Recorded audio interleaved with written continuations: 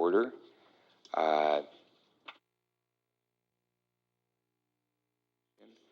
NUSD has opened its boardroom for in-person meetings and will follow the state's and Alameda County safety guidelines for public gatherings. Please refrain from attending in-person meetings if you have any of the conditions listed on the agenda item. Members of the public may observe the meeting via the NUSD YouTube channel, live transmission on Comcast Channel 26, or in person at the NUSD boardroom. Spanish translation will be available via Zoom. Public comment. The public will have the opportunity to address the Board of Education regarding non-agendized matters and agendized items with a live audio-only comment via Zoom, with advance notice requested by email at publiccomments@newarkunified.org, or a written comment by submitting a speaker card via email at publiccomment@newarkunified.org, or with live in-person comments by submitting a speaker card with the executive assistant. So, Jackie, I don't know your last name. I'm sorry. Katie. I'm sorry, Katie. Katie, I don't know your last name. Euxter. Euxter. So, Miss Euxter, are you related to Belinda Euxter? Yeah, that's my sister-in-law. Okay, we got to talk. She was my mentor teacher at Fremont High School. Okay. Yeah, wow, small world. Okay. So, Miss Euxter, can we do roll call, please?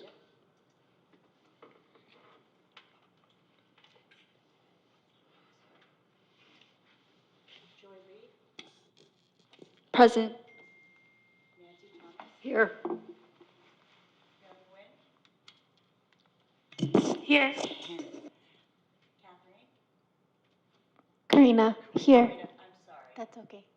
And Kathy. Catherine Jones is here. Aiden Hill. Here. Penny Desmond. I am here. And Tracy. Tracy Ricard is here too. Okay, great. So, Superintendent DeLeon, do we have agenda item 1.3, public comment on closed session items? Do we have any public comments? We have not received any through our public comment website or email inbox. Okay, great. And, Nor is anyone here. Nor do we have any that we've received. okay, great. So, can I get, do I need a motion to move to go to recess? All right, so we're gonna recess to closed session 1.4, and we will return at 7 p.m.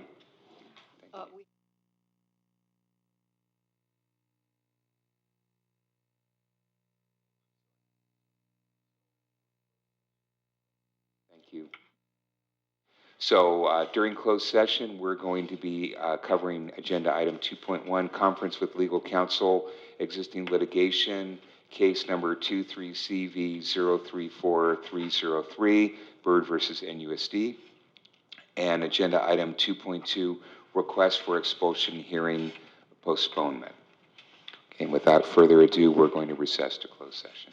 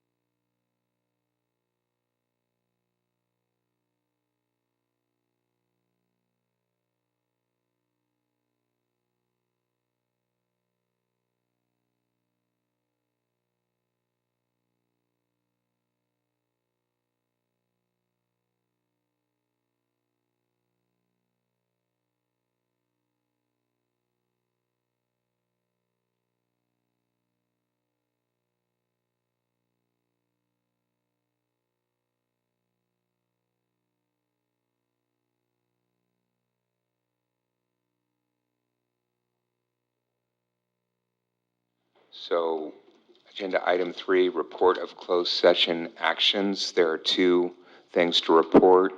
So first, in closed session, the Board of Education voted 5-0 to approve a $300,000 settlement with the plaintiff in case 23CV034303 Bird versus NUSD. Member Wen made the motion. Member Plancarte seconded. Newark Unified will pay $75,000 of the $300,000 settlement. The second item to report is regarding a student request, and pursuant to Education Code Section 48918, the board hereby authorizes a second continuance of the hearing date in expulsion matter E2324-06 for no more than 30 calendar days. Member Jones moved, Member Plancarte seconded, and the vote was 5-0. So, can we all stand to do the Pledge of Allegiance?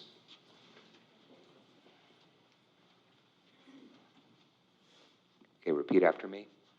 I pledge allegiance to the flag of the United States of America and to the republic for which it stands, one nation, under God, indivisible, with liberty and justice for all.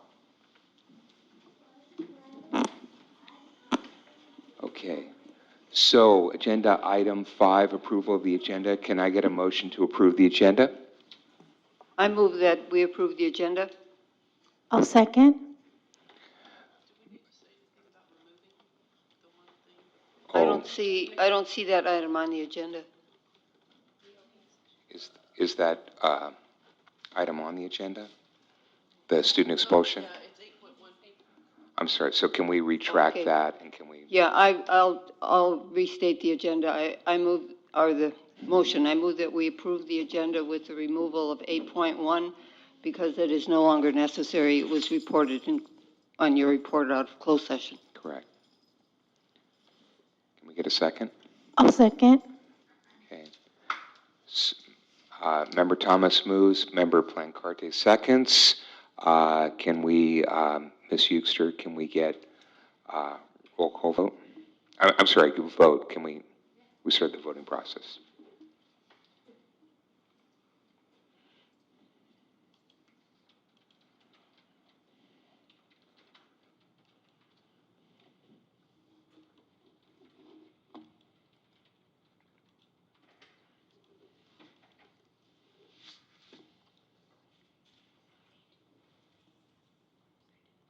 Oh, I'm sorry. I apologize. So, Ms. Lee, how do you vote? Yes. Great. Also on the agenda for 5.1, it says seconded by Joy Lee, but I didn't second. I changed it. Okay, thank you. Perfect. And does that not need to reflect that we took out 8.1? That we removed 8.1 in the vote box? Because it just said approval of the agenda, not. You have to add in that we removed 8.1. It's all right. We're all here to just help each other.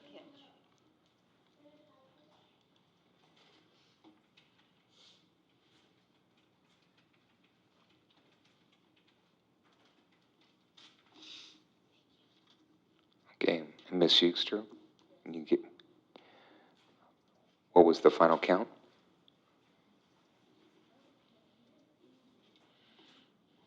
Final count always yea. Great, thank you. Okay, moving on to item number 6, employee organizations. Do we have anybody coming to speak from employee organizations? They're not here this evening. Okay, great. Moving on. So item 7, public comment. We've first got public comment on non-agenda items. And Ms. Carrillo, would you like to come forward and speak?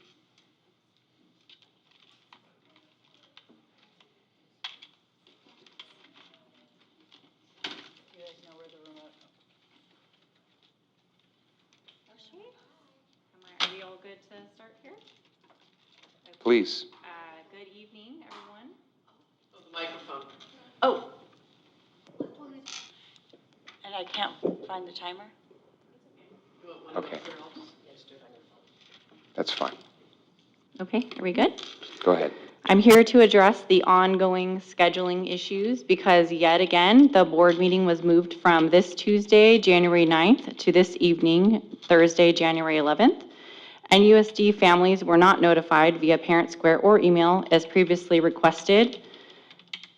And it is coincidentally the same day as the LCAP meeting. These meetings have been scheduled since the beginning of the school year are on the district calendar. Board members, you have a responsibility to check the calendar for overlapping meetings and propose another time or day if there is a conflicting events. Now, I do understand that it's not a direct time conflict, such the meeting is since over.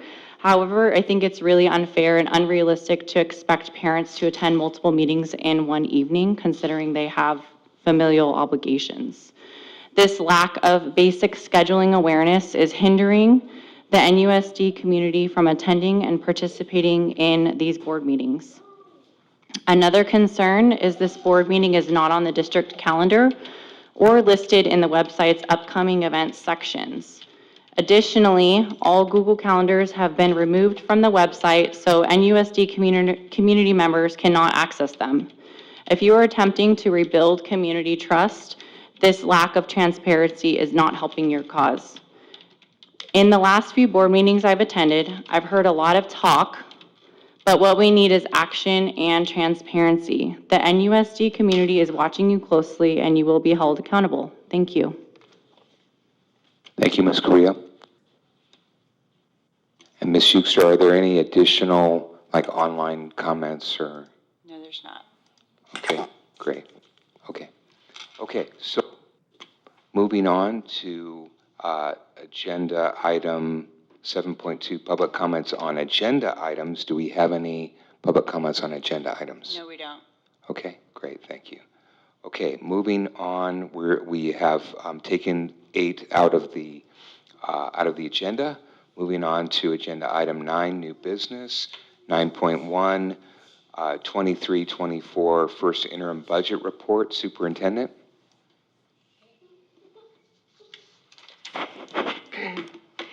Thank you. And before I call on that report, I just do want to say that I would, if you could leave me some clarification, Ms. Carrillo, that would be great, because I'm looking at the website and the dates are on there, so I'm just wondering if you could show me where it's not showing, is all, when we leave. Before you leave, if you could write it down, that would be great. Thank you. Okay, at this time, I am calling on our Deputy Superintendent of Business Services, Tracy Fakar, to give her first interim report. Great, thank you so much. Well, I'm really excited about being able to introduce the first interim to you this evening. Online with us this evening, we have 2 of our consultants who have been working with the district. One is an accountant. Her name is Rosanna Lozano, and she has been assisting me with the first interim. And the other one is Mr. Michael Berg. Michael has been a consultant here for the district prior to my coming and has been working with looking at budget strategies and fiscal health strategies overall to be able to help support the goals of the board, the community, and the district for looking at best fiscal practices. Can we let both of them in on Zoom? Are they both in on Zoom already? I only have Roseanne on the Zoom. So he mentioned that he's in a portal, and maybe if Mr. Rose is listening, he said he's in what's called a practice session. He wants to know if he's in the right meeting. He wasn't. He was earlier, but then he went out of the meeting. His name was up there, and then he went away. Let me let him know. But Roseanne's in. And Mike, if you're on Zoom and listening, go into the other meeting you were in. All right, I sent him a little text message so he knows I apologize, but thank goodness for some technology.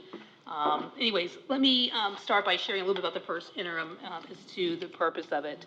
So the first interim is really looking at our year-to-date financial statements. It reflects the actual financial results from the district's accounting system.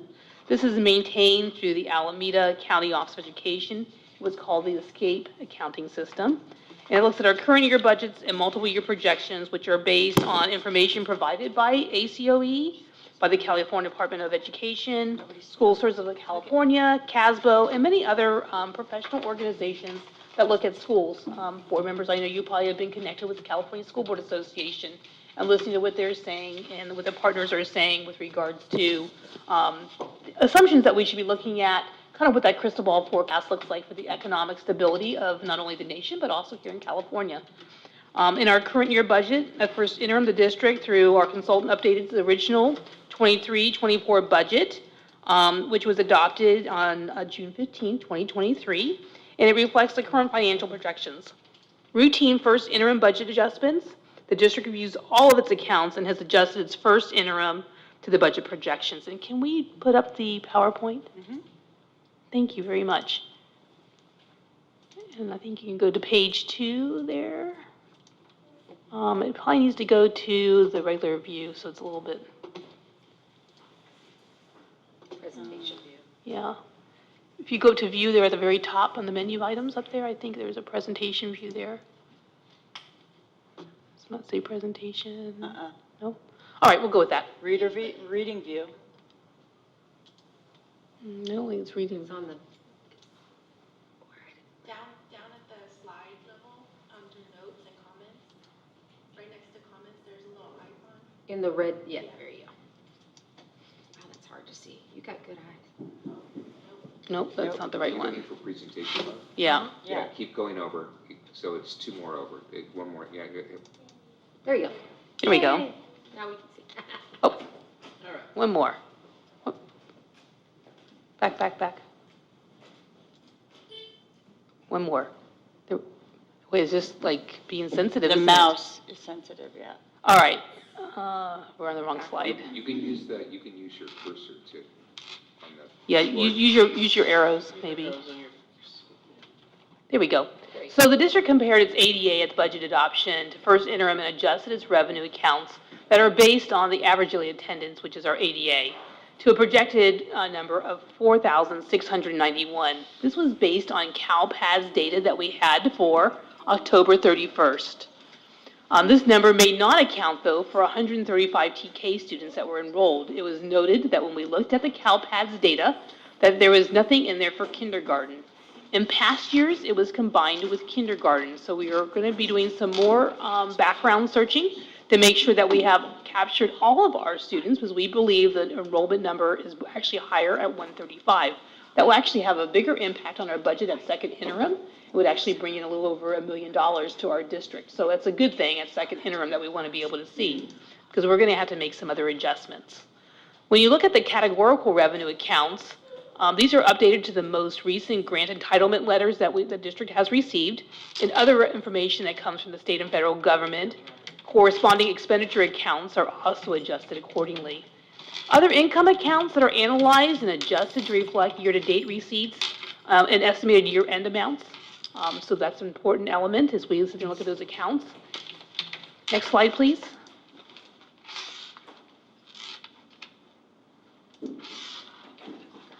Back one. Revenues and expenditures of the programs that encroach on the general fund are updated to current projections, and contribution accounts are adjusted accordingly. And so what that really means is that, sometimes we have to make contributions to some of our programs because they're not fully funded, right? And that happens. It happens with transportation. It happens with our special education. And those contributions are ones that we need to make sure that we really look at what the history's been, and that we make sure that we've identified enough funding so that year after year that we have put that into a regular operational expense. Salary and benefit accounts are adjusted to reflect the updated staffing levels and the changes to benefit costs. This includes any health insurance costs that might have changed.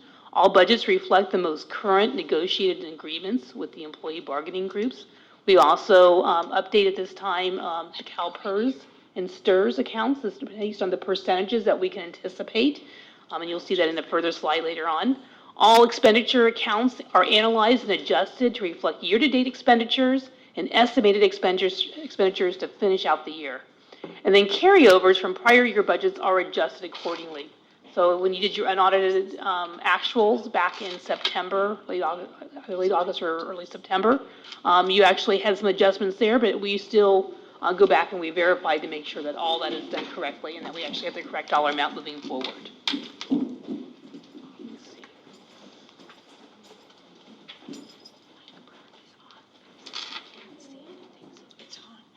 That does not appear to be working.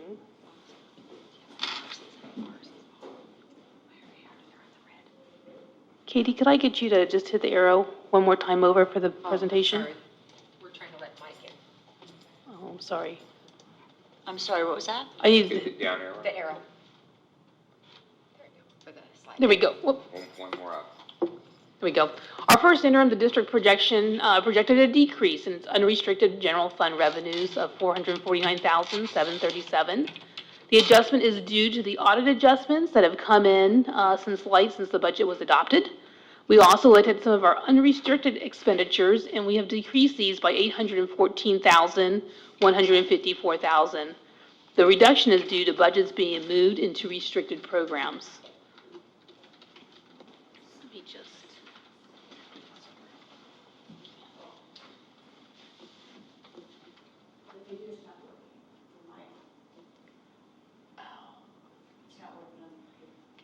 Thank you, Kate.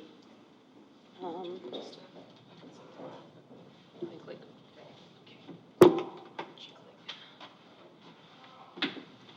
Sorry for the technology difficulties. Is it clicking over one? Is it down? There we go.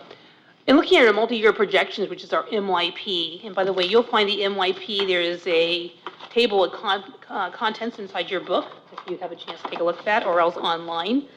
The MYP can be found on page 76. In that MYP, we had a couple of things that we felt were important to sit there and talk about. 1% conservative COLA for all 3 years. Any changes to STRS and PERS, and I've shown you here some of the changes that were originally looked at with some of the assumptions that were out there and were recommended by both CalSTRS and PERS at the beginning of the year, and so we've adjusted those to these new dollar amounts to make sure that they met all that and that we have those expenditures in there. Changes to enrollment using CalPADS data. Revenues and penalties for the UPP and for teacher credentials. This year we had a substantial dollar figure that we were challenged on with how we did our UPP counting, which is the unduplicated pupil count. And then also for teacher credentials for those that were subbing and maybe were outside their credential area, but there was a decision that was made by the district for student continuity to keep the substitutes in their classrooms to ensure that the kids would be okay. Yes, Board Member Thomas? Have we also adjusted and accounted for step and column? Yes, that's actually in there too. Could we just briefly pause right here? They're trying to get Mr.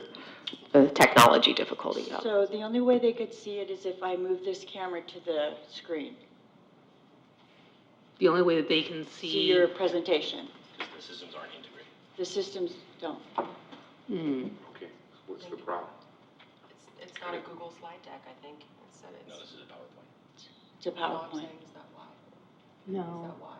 No. Then why? People on Zoom have never been able to see. You gotta watch it on. Oh, yes, when you share it. Oh, I see. I didn't realize that. Webcam at the TV. Yeah. Do you want me to point the webcam at the screen, the TV? Yes, that would be fine. I think that would help. That would be, I think it's just the people on the Zoom. It's just the. so just those that are watching just the Zoom can't see presenters. the presentation. Yeah. People on our YouTube can see it. It's the people that are Yes. zooming in to present that can't. Okay, I understand. So in looking at our MYP, and yes, we definitely take a look at step and column. We make sure those adjustments are there. And then also for any raises that were given, either in the year or else in the prior year, if it was a carryover, we made sure that those adjustments are in there as well. We can move to the next slide. Please go. He gave me a thumbs up. He Back says one he's more. good. He says he's good. So part of what we look at is we look at a criterion, and the criterion actually asks a number of questions that we have to be able to vet and be able to show exactly how we came about with the calculations that we did, right? And some of it's based on assumptions, but some of it's based on true facts. And so the first criteria that we're looking at is, and the ones I'm going to share with you this evening are the ones that are not met. The ones that are met, I'm not as concerned with because we were able to really verify it. It really works well within our budgets or pulls from multiple budgets out. It shows that. But if you don't meet your budget either in year 2 or year 3 of your multiple year projections, this is your chance to kind of go back and make adjustments so that you can bring that back into alignment, and you have a good solid budget moving forward and know exactly what your revenues are and what your expenditures are that go with those revenues. It can be challenging, especially when you're in declining enrollment, and if you have not addressed it for some years, that can also create the challenge that goes along with it. And then you've also got just those things that are happening. You know, this past week, we heard what the governor's first idea of the budget looks like. He'll come back in May and he'll do a revise. And in the meantime, you know, everybody's going to be up in Sacramento and they're going to be asking for whatever it is that they need to have that maybe wasn't inside that budget, right? Then you're going to see those budget adjustments happening. And I'm sure many of you will be up there probably speaking on behalf of the children in our communities to make sure that they have all the educational services that they need. And I look forward to helping you with that and also advocating for those dollars that are so important for our children's education. So in looking at criterion 1A, this is our ADA variance, and you can find this on page 94 in your book. It actually has a chart and some additional information. But what I really wanted to share with you is this year we meet the LCF calculator, and what we look at is we look at the 3 prior year averages and then the ADA change that goes with that. And so this year for 23-24, we're fine, we meet it. But next year, you can see we actually have a 4.1% adjustment, and that's a not met. And then the following year, the third year out for 25-26, we have a negative 2.6%. So we've got some work to do, be able to try to correct our LCF calculator and bring it in line. Next page. Here you're looking at criterion 2A. This is your enrollment and adoption in CBEDS. This is a very important element, and I'm going to pull out my notes here so I can follow along here with you because that's a little far away for me to see.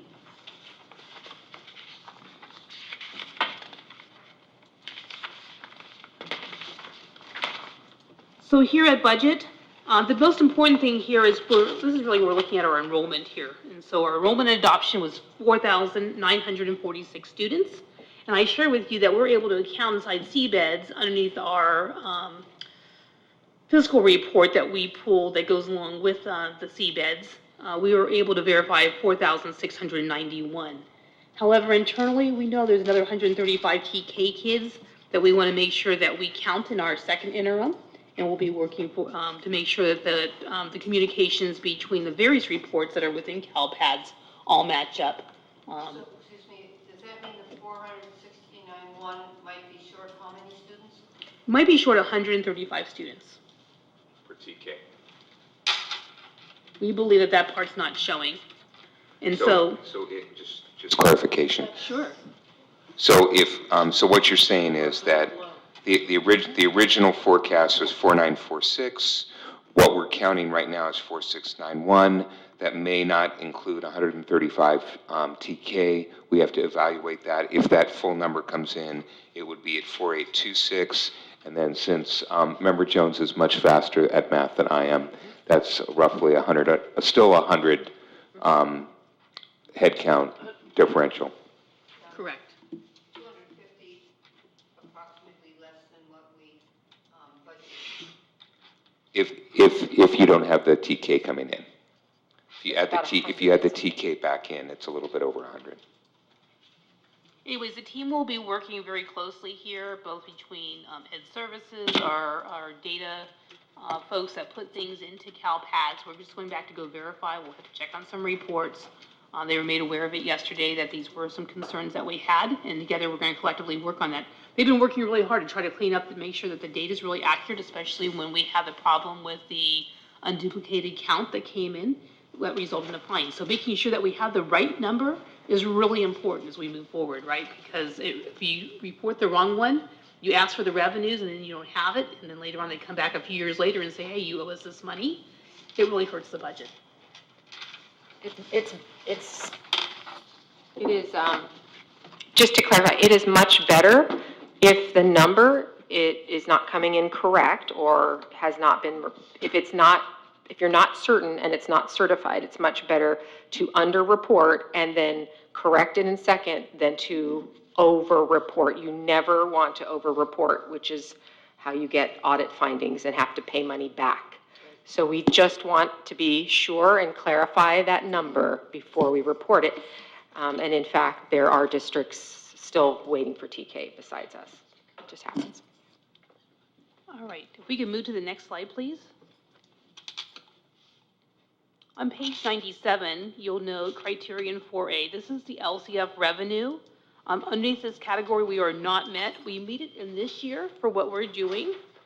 There's a small percentage change to the budget for this year that's been adjusted, but then in the next two subsequent years, we have some pretty drastic changes that are happening there with, and we're going to have to go back and make sure that we are within our means. Okay, you look at our operating budget and be able to make sure that we, take out our vacancies, anything that would have an impact. We want to make sure that we are readjusting and telling the right story so that we can really turn those not mets into a met. But with that, it may mean that our actual LCF revenues that we receive might actually go down in order to be able to shore up and be the right thing. So those will be things that we work on. Not 100% sure we'll be able to get there in second interim. As a matter of fact, today on a call with some of the CBOs, many of them were talking about needing to do a third interim report because of the conditions that districts are facing and the fact that, all the ESSER monies are no longer really out there. People have used those up, and they've used that to help kind of balance some things. But as so many districts are already in declining enrollment, 85% of our school districts in the state of California are in declining enrollment, and we're one of them. And with that, we want to make sure that when we're in declining enrollment, that we are adjusting and that we're giving an accurate portrayal of exactly what our revenues should be and how they get calculated inside the LCF calculator. Member Thomas. Is it possible, because you're going to be looking at the cuts that we have to make, and the second interim is coming in late, and I understand that the 1% that we put in for COLA is not accurate, that if the governor's budget goes through. So by the time we make that adjustment, by the time we add the 140 some students to TK, if those are indeed not showing up in that, it changes our 3-year projection substantially, doesn't it?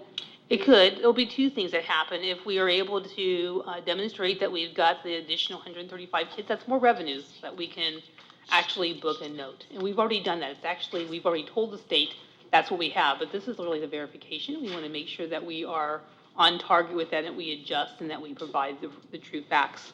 But you're absolutely right. If there's other adjustments that are happening, things such as a lower COLA than what we originally planned for, then really the lower COLA is for next year. It's a 0.76 for next year for the 24-25, and then they're projecting a little bit higher COLA for the 25-26. I think it was 2.51. I remember what it was. I think I've got it in one slide. Then higher. So there'll be some adjustments. Will I use that entire number? Probably not for that higher number. I'll probably do something kind of in the middle and just be conservative with it. I think because we are declining in enrollment and because we use, we encroach and use so much of our reserves for our operating funds, I'm going to use a more conservative number as we move forward. We can always adjust it as we move into the budget. But I think it lets us know that we kind of need to start paring down and where kind of the rubber meets the road, right? And so I think it's going to be important for us to do. The amount that, we were projecting conservatively is like 4 and 5% in the out years. And yet if that TK number comes through, then at 4 and 5%, it sounds like it's a little too conservative, don't you? For COLA? No, 4 and 5% reduction in enrollment. No, because we're really already projecting that right now with the students, that if they were there, based on our enrollment, we've already kind of factored that in. We just don't actually have the number to really be able to show it here on paper. But we actually factored in the fact that we're still looking at probably just for enrollment, for declining enrollment historically. And by the way, the board had a report that was done a few years back before the pandemic. And in that report, it shared with us kind of the fiscal health based on declining enrollment that was happening and kind of what the projections were moving out. So the district actually kind of had another demographic study that was done to kind of let them know what they could expect from historic declining enrollment. We probably needed to pay a little bit more attention to that report because that report was pretty accurate based on what we're looking at now inside CalPADS and what we've actually been doing even during the pandemic. It pretty much so mirrored it pretty closely. And I think that study was done by the Davis Group, and they're on my list to make sure that we get an updated report from them. I think it's one of the things that we should use tools when we can to really help us with the data. That data is really going to help us look at really good assumptions and make sure that the assumptions that we're using can be backed up with real facts. It is, and I will tell you, for any, not just me, but for any, CBO that's out there or any, fiscal person that's out there working on these fiscal reports, those assumptions are only as good as really what the guessing game is kind of that's out there. And like I said, there's different approaches. You could be conservative, you could be a little bit more free-spirited with it, you could be really hopeful. But if you miss the benchmark on what you really need, then on the back end, you and your district have to do a lot more work. And so I'm just trying to be conservative as we move forward, just knowing that we've already got some conditions that are concerning.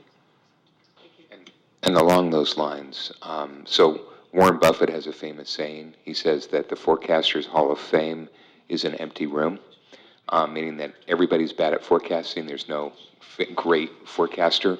But at the same point, and I think per Member Thomas's, what I think Member Thomas's line of reasoning is that we want to make sure that we're clear on the assumptions, right? And so we understand that forecasting is imperfect, but we need to at least understand what the assumptions underlying those.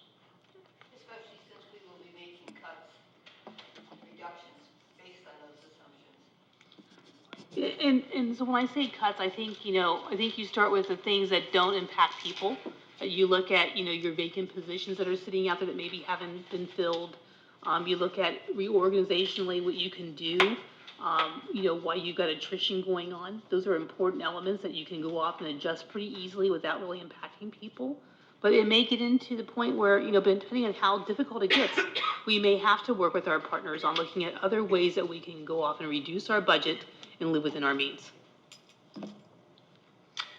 If we can move on to the next slide, that would be criterion 6B, and then you'll find that on page 100.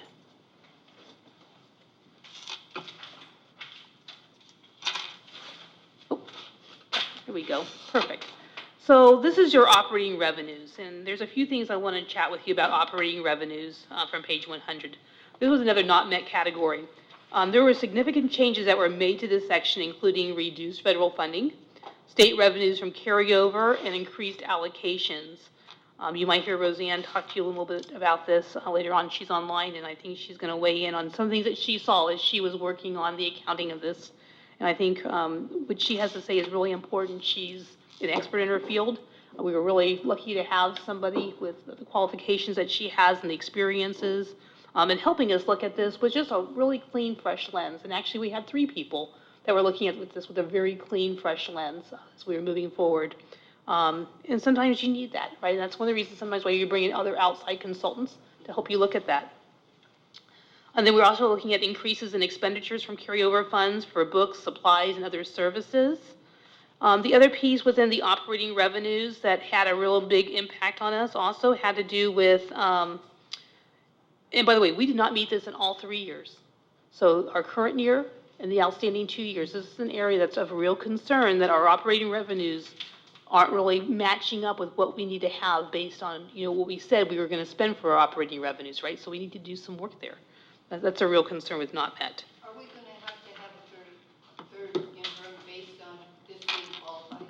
Let me get past second interim and I'll give you an idea. So let me tell you, if we hit, I think, qualified in our second interim, and if we're close enough that we can maybe make the adjustment, then I'm going to recommend a third interim. If I don't think we're close enough and we need to do something more significant to bring our budget in line, then I think I need to listen to what the experts are saying as to what the best strategy is there, whether or not it's concentrating on third interim to make the slight adjustment, or whether or not it's really working on taking a deeper dive into our budget.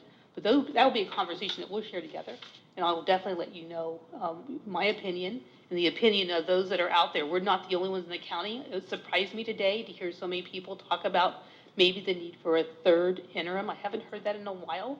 And so what that means is that if we did a second interim in March, we would be coming back and probably doing a third interim with you probably for late April, early May, I would guess, maybe right along with the May revises, maybe just a little bit before that time period. I don't have the actual dates. It's not something that we often see, a third interim sitting out there, but it is available, and it's there to be able to help public entities really navigate what they need to in order to be able to bring their budget in line if they can before they actually adopt a budget. So definitely something that we'll pay attention to, and so I think this is an important page for you to be aware of and to take note of. On the next slide, which is criterion 7, facilities maintenance. So this is one that we actually do meet it, but I felt it was really important to go off and call this out. So one of the things that really concerns me is that within our facilities and maintenance, we put a lot of money into, you'll remember this, you took a resolution on it, and there's a resolution before you this evening, where we actually put our deferred maintenance and some other maintenance and facility needs into your committed reserve fund that you had, right, as to where you were going to go off and do expenditures. What's really important is that this money really does belong and really needs to be up in our operating budget. We have aging facilities, and until we can pass a bond or a parcel tax, we need to make sure that we know exactly what our costs are.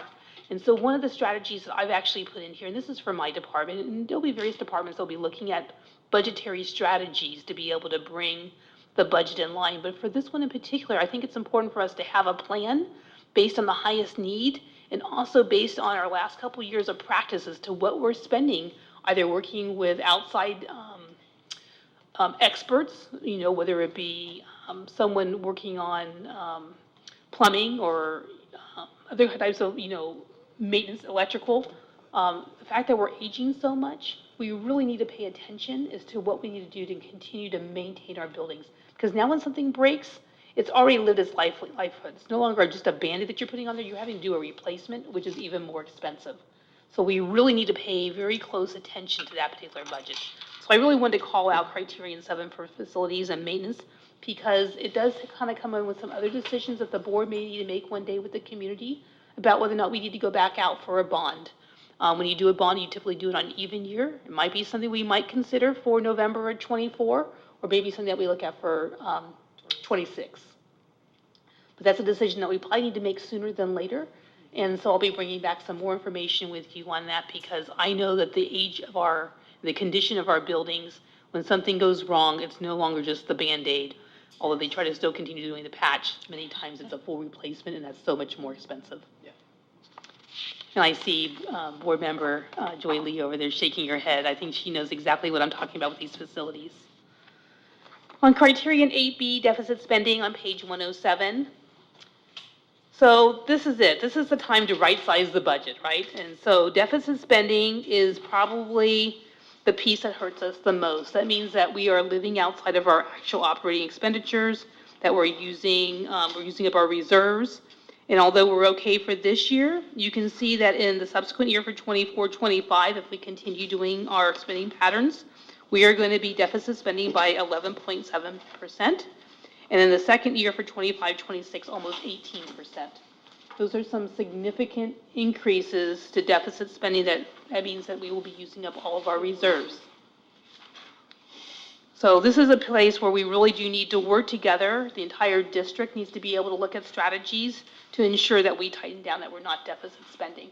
And then this is where we start looking at better practices. At the last board meeting, President Hill, I think you mentioned something about procurements. So looking at making sure that we use as many resources that help us be able to help navigate that we talk with our sites about the importance of making sure that we purchase things that we really need and not just add on. And one of the things is that with the extra money that we've had that came out of ESSER, we were able to really help with, with all the learning loss that was going on, we were buying things to help out our classrooms. We may not be able to afford some of the replacements of some of those things coming down the future, and those will be hard decisions. So we want to make sure that we use the things that we need to use, but if the things that we really didn't use or didn't use effectively, don't buy a dozen of them if they're not really being used, right? Having them sit in some closet.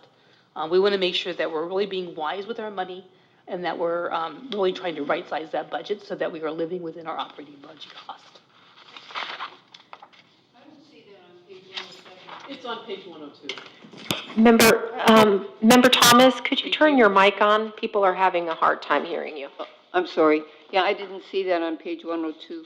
I mean, 107. It's on page 107. It's 102, okay. Thank you, I appreciate that correction. Changes to committed contributions for 23-24. In the first interim, when I mentioned the committed contributions, it's almost $11 million. There's two areas that we really that we have been deficit spending. One is a $16 million. Some of you have used the term encroachment. It's really a contribution to some of our special programs that we have sitting out there. Many of them are federal programs. I think I mentioned to you that, special education is probably the one that we spend the most money on with doing extra contributions. And that comes out of that $16 million reserve. But then out of the changes for the committed contributions, the board had close to $11 million. And before you this evening is that resolution I mentioned that you took at the adopted budget. And in there, I'm asking you to make a change. There was $1 million earmarked for furniture. We don't need $1 million for furniture, but I will tell you, if we are really going to get the district's fiscal plan in place and have a better fiscal health and outlook for the next 3 years, we're going to need some help doing that. And so with that, I'm asking you to consider putting $500,000 in investing in a strong strategic planning session, looking at some advisory services to help us reduce this deficit spending. I think it's money wisely spent so that we can get through and that we can honor those that are working here and that we know exactly how much money we have. And even when things are tight, we want to make sure that if there is a COLA that we're able to help fund salaries and stuff, but we've got to be able to fix our budget first before we can do any of those things. So it's work that we need to do together. This includes looking at school services for a staffing study, FICMAT looking at our MYP a little bit closer, some other support consultants such as Mike and Roseanne and Mary who helped us with working on our budget as we bring on some new players into our district. We have a few openings in my business department.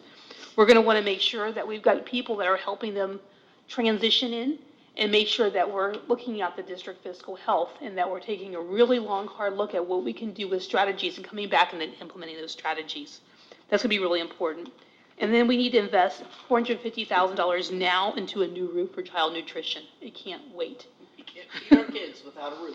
I want to make sure that we've got a good roof because we do good things out there for providing food for our kids. Plus, we're doing so many more meals. And then I did stick in their investment for $50,000 in furniture just because there may be some purchases already currently in progress. And I want to make sure that we can honor those since they thought that was coming. You are being given a qualified certification tonight. It's not always the happiest news I like to deliver that when we have a qualified certification. But what this tells me that we need to do is we need to roll up our sleeves, we need to work together, and we need to fix this budget and make it right size up. And that's just not me doing it, it's everybody doing it. It's everybody looking at those strategies collectively together and really looking at what we can do to not impact what happens in the classroom as much as possible and to try to make whatever we have to for adjustments so that we are, one, living within our operational budget and we're no longer deficit spending.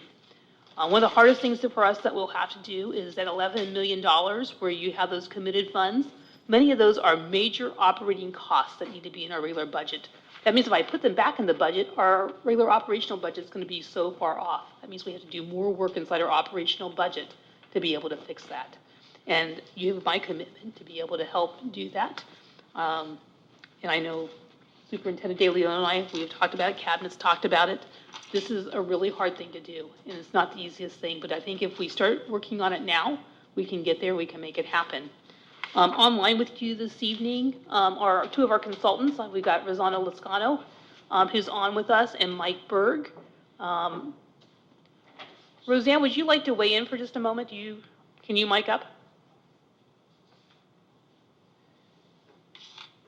She's on. Can we hear her? No, she's talking, but she's on. Oh, is she on mute? Does she have her No, mute? she's not on mute. But it's not coming through. It's not coming through. It's weird. Mr. Rose, if you're listening, can you come in and help us? I'm not sure why. Thank you, Cindy. Yeah, her mic's on. Everything's on. We should tell her to, Mike, are you available? Roseanne, we can't hear you. If you'll just give us just a moment. Mike, can you queue up? Are you able to talk to us? There Oh, you I go. heard we him, can hear Mike. kind of. Can't hear him loud enough. You can put your mic up to.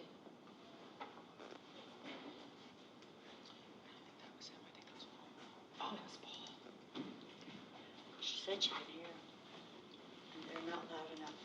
They're not loud enough. It's on. How do we hook them up to our speakers? We've had people present on there on our speakers before. Ask her to try now. Roseanne, can you try now? Testing. Oh, there we go, Yeah, got testing. Mike, can you test? Yes, I'm here. Perfect, awesome. Thank you. Roseanne, I want to thank you so much for helping us with our budget over the past, maybe 5 weeks. You have been instrumental in helping us dig and dive in. Can you share a little bit with the board about some of the ahas that you had as you were going through the budget and some of the things that raised a warning flag or a concern for you? Well, thank you for the opportunity to work with you. And yes, I did I did a deep dive, but we need to do more work. So I was able to look at the budgets and budget based on expenditures. Unfortunately, the system, the financial system encumbers salaries. So we have a good handle on salaries and how much they're going to cost, as long as the person is being paid out of the correct account. So that's another audit we need to do. We did an audit of the LCFF and the calculator, and as Tracy mentioned earlier, we're not sure about where the TK fits in. And so that could increase the revenue substantially. It can increase. There's, 135? Try to be careful with my adjectives. I apologize. And places to watch, I was concerned that many of the restricted programs, for instance, Title I, Title II, teacher quality, many of these restricted programs currently are budgeted to overspend. And so rather than cut those and reduce the expenditures to come within their revenues, we made a contribution from the general fund to that restricted program, because we don't know what or who is being charged there. So rather than cut blindly, we contributed and left the programs whole as they were being spent. So that's another deep dive, so to speak, that Tracy will have to do before second interim. So we get them, they should not encroach unless it's planned. And so we need to study those to make sure that they are being utilized in the way that you wish them to be used. Anything else, Tracy? No, thank you, Roseanne, I appreciate that. Oh, hang on, you might have a couple questions there from some of our board members. And so thank you, Ms. Lascano. And I understand that you were one of the resources that was recommended to us by the county to help us pull together first interim. And could you just share a little bit about your background? Sure. I retired about, a year ago. And my last district was San Benito High School in Hollister. But I've been in the business for almost 30 years. Most of my career was spent in the Central Valley with Sanger Unified. And they're a K-12, and they have around 11,000, 12,000 ADA. And Hollister is a high school district only, and much smaller than that. But I have lots of experience in budgeting, obviously, but also bonds, bond sales, construction. I mean, ADA, increasing ADA, the myriad of tasks that we do in the business office. I'm very experienced in those areas. Great, thank you. And I just want to acknowledge, again, all the work that the finance team did. And I know, Ms. Vakar, that you came in at the tail end of November, early part of December, and had a pretty big task. And we got help from Ms. Lascano and Ms. Stark and Mr. Berg. And from what I understand, you guys were working pretty long hours. And so I know that there's been, maybe, I think the public only has a limited view of kind of what's going on, but there were a lot of loose ends that needed to be tied up. And I understand that you were working Christmas Eve, and I understand that you were working throughout much of the holiday. And so again, appreciate you and your team's effort in that. Well, it was definitely a team effort, and I gotta say, my hat's off to both Ms. Lascano and Mrs. Stark. They were instrumental in helping me work with this. We were a team. We often were tag teaming and taking a look at something and making sure we both were seeing the same things. When you're looking at, new details that you haven't been working inside the budget with, none of us were users of Escape before, and so, having to work within a new system there, we wanted to make sure that we were doing the right thing. And we really appreciate also the assistance from the county that they gave us, in giving us some shortcuts and some things to do. They weighed in a couple times with us throughout that time period. As we were looking at things, we were sharing reports with them. It was definitely something I was hoping that we'd be able to bring in sooner, but more importantly, I thought it was more important to give a really accurate picture of where we're at and what we need to do here as we close out the year and we start planning for next year. I felt it was like this is like our one chance to really do that. And so my apologies that this was delayed.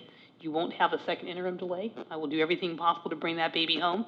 And with that, I know we also have Mike Berg on the line. Mike. And actually, sorry, just one last question, because again, I think that there's maybe some misperceptions. And so, obviously, there were some loose ends that we were trying to tie up and deal with prior to the end of the year. But then the intent was that this coming Tuesday that we were going to try to come in and present. Yeah. But we hit a wrinkle on Friday, and it had to do with that we needed to, my understanding is we needed to enter in a lot of our final data into, is it called the SAC system? Right, SAC system. And we started to get error messages, and we were trying to troubleshoot what those were. And ultimately, that forced us to delay and to move it to Thursday. They have this really horrendous name for those errors. It's called fatal errors, right? There's just nothing. It sounds like a bad movie, right? And these fatal errors show up on these variety of reports, and then you have to go back in the back end and you have to look at exactly what caused it. So sometimes you have to go back into your regular budget. You have to make sure that the budgets were all the way marked out for the entire year. With all the detail that needs to be in it, right? And if it's missing detail, then you have to make sure that you get the right report to be able to do it. Sometimes it's a small little click of the box that just has a date. It's a variety of different things, and there's all kinds of, and by the way, we're not the only ones that experience fatal errors. This is a real common thing within the SAC system, but it takes a long time to sit there and go through them. And so we wanted to make sure that that was done with fidelity. And although we did pull up a TRC that had an interim report, we also had all these fatals that we really needed to fix inside that SAC system. And I really wanted to make sure that, and with that were some minor adjustments that happened from what we knew on Friday. But the most important thing is that we got rid of those fatal errors so that we could actually now upload our documents for the county, which will be most important. And it's my understanding, and again, I know that this has been sort of something that's in flux, but it's my understanding that the source of at least some of those errors were that prior data that had been entered into the system for the prior 9 or 10 months had been entered in at more of a summary level, and that as you guys went in and entered in information at a detailed level, that the new detail didn't have anything to reconcile against, and so therefore that was causing some of the errors. Now, I know that was the thinking at the time. I don't know whether there's new understanding there. Yeah, Roseanne, are you still online? Yes. Did you catch what we were talking about when we were trying to go through the SAC system and just some of the back end things that we had to look at and some of the challenges we had? Can you share a little bit? Those were some of the problems. Some of the problems were the revenues were entered backwards, and so things were coming up short. So you have to, it's just a technical, for instance, in Fund 12, the Child Development Fund, we had lots of fatal errors and different resources that didn't have enough money. And they did have enough money. It's just a matter of switching the sign on the revenue to make it a positive that we are receiving revenue rather than a negative, taking away. So, fixing up all those sorts of things throughout. So I guess and again, just to help for people who are lay people and they're not into the details, but it sounds like, because again, all of you guys are experienced in this area, that there were entries that were maybe put in a non-standard way, and that was what was causing some of the confusion, and that you needed to troubleshoot that and correct that before you could get the final report to go through. Is that a fair summary? Yes, Thank you. yes. And I want to share, I was really lucky to have two amazing accountants to be able to work on this. I am not an accountant by trade. I definitely understood what they were talking about, and as we were trying to navigate the budget and making the shifts and changes and where programmatic decisions had to be made, I'm comfortable with that, but really doing that detailed piece, that was really the two consultants and their expertise, and that's really what we would want to have in our new job description for an interim director of fiscal. We want them to be able to bring in those kinds of same practices that the expertise brings. So, A permanent. a permanent. Well, we want a permanent person. I mean, I love working with them. We but do I'm love our just interims. Yes. They've been They awesome, have been and we wonderful. really appreciate We would them. like them to apply, right? Come out of retirement. Roseanne! Mr. Berg, are you still on the line? Would you like to weigh in a little bit about, I know you've been kind of reviewing the budget with us as we've been going through this. Would you like to maybe share your thoughts? Yes, thanks for the opportunity, and it's been a pleasure to work with the district for the last several months. As I listened to your presentation and to Roseanne's perspective, really what I've been doing over the last several months and feeding back to your team along the way are some areas of caution, I guess. And I say that because some of the things you talked about, for instance, the assumptions. When I looked at the assumptions in the adopted budget before unauditeds were even done, I expressed a number of concerns over, not necessarily intentional, but maybe some optimistic outlooks on assumptions. And Tracy, earlier you cited ADA as one of the average daily attendance as one of the key maybe misreads, misprojections, or misinterpretation of the projections that fundamentally undermine your ultimate revenue. And so it's refreshing to hear that the assumptions are being reset and more realistically projected. You had ADA assumption issues. There was concern about the contributions to special education. That doesn't make Newark a bad place. Every district contributes to special education. It is unfortunately an unfunded or underfunded mandate from the state. So everybody struggles with it. The concern was that you've had escalating costs in special education for several years and large escalations, $1 million or $2 million a year. And the projection for special ed in the adopted budget was for that to somehow just flatline over the next couple of years. And that's just not logical relative to what the historical trend has told us. And so it was pretty easy to predict that would have needed to be adjusted, and it sounds like it has been at this point. So assumptions are a huge issue. Tracy did a terrific job laying those out for you, so I don't need to repeat that. The second issue is part of what Roseanne talked to. Contributions are a really, in many cases, they're well-intended. They're good programs, they're good for kids, they're all those things.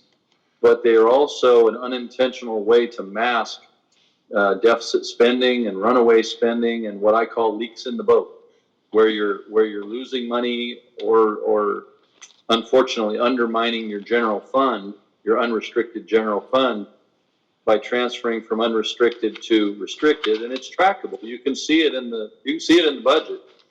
But if you're not a trained eye, you don't realize that those trends, if not corrected, ultimately will undermine and run your unrestricted general fund out of resources because you're funding the others. So contributions are a place to be concerned about and to constantly track. Committed reserves were talked about. That's a phrase that arose in the last few years since the statute came about limiting the number of reserves districts can have, the percentage of reserves districts can have. It's not a place to hide money. It's a place for school boards and school administration to meaningfully dedicate dollars that would otherwise be seen as discretionary reserves so that they can still be in the reserve or in the components of any fund balance. The challenge there is if you commit reserves but then you spend them, what happens is if they're not already in your expenditure, in the expenditure side of your budget, and they're just parked down in the committed reserves, once you spend them, and in your case, the prime example, if you're already deficit spending, which you are, and then you spend those reserves, even if it's one-time money, it exacerbates your deficit spending trend, but you don't know it until after you've spent them. That's a real danger zone, and so it's important if you're able, and if it's a meaningful gesture to commit those reserves, to go ahead and budget those in the expenditure side of the budget, so it's apparent to everyone and it's more trackable and evident in your spending analysis, your over-under, I call it, the line C in your multi-year projection, deficit spending. It tells you where you really are, what your real fiscal health is. Finally, many districts, and your district when I first entered, really focused on unrestricted general fund and paid a little less attention to the restricted side. And you simply can't do that for the reasons I just cited, especially relative to contributions.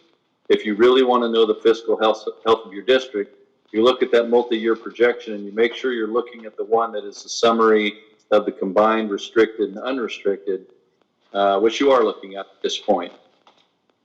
I think finally, just, there's been a little conversation, but I would encourage you to really dive deep right now in talking about how to make reductions, not at the last minute, because what you're looking at in your multi-year projection are deficit spending numbers that are escalating year to year to year. And the later you wait, the larger those numbers will be and the greater your reductions will be. And so the strategy when I enter fiscally distressed districts is to identify those numbers, which you have, but now start chipping away at those. You don't have to make the entire reduction in 1 year, but I would highly recommend that you make a third to a half of those reductions in this next fiscal year and the remainder in the following fiscal year, because what you're seeing in your multi-year projection right now is that in year 3 you are negative, and you don't have to declare that yet because that's year 3. But if you don't make adjustments now, you'll be negative next year.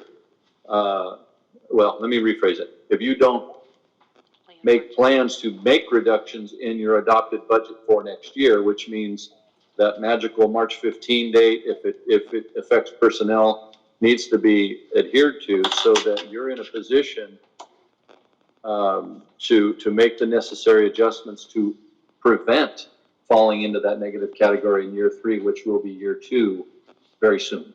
So, Mr. Berg, just to clarify, so you're stating that your recommendation is to start looking at reductions now, anywhere from a third to a half, that would go into effect for the next fiscal year.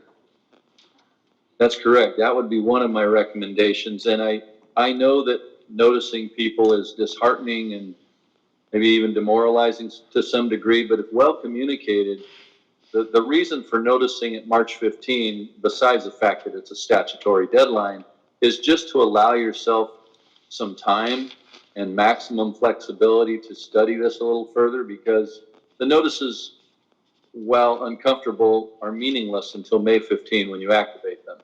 So it does enable you to notice broadly in all categories of your personnel. And then if you can find the savings in operational practices, great, or through attrition or something else. But if you don't make the notices, you have zero flexibility to make the adjustments for your 24-5 fiscal year. Mr. Berger or Tracy, I have a question.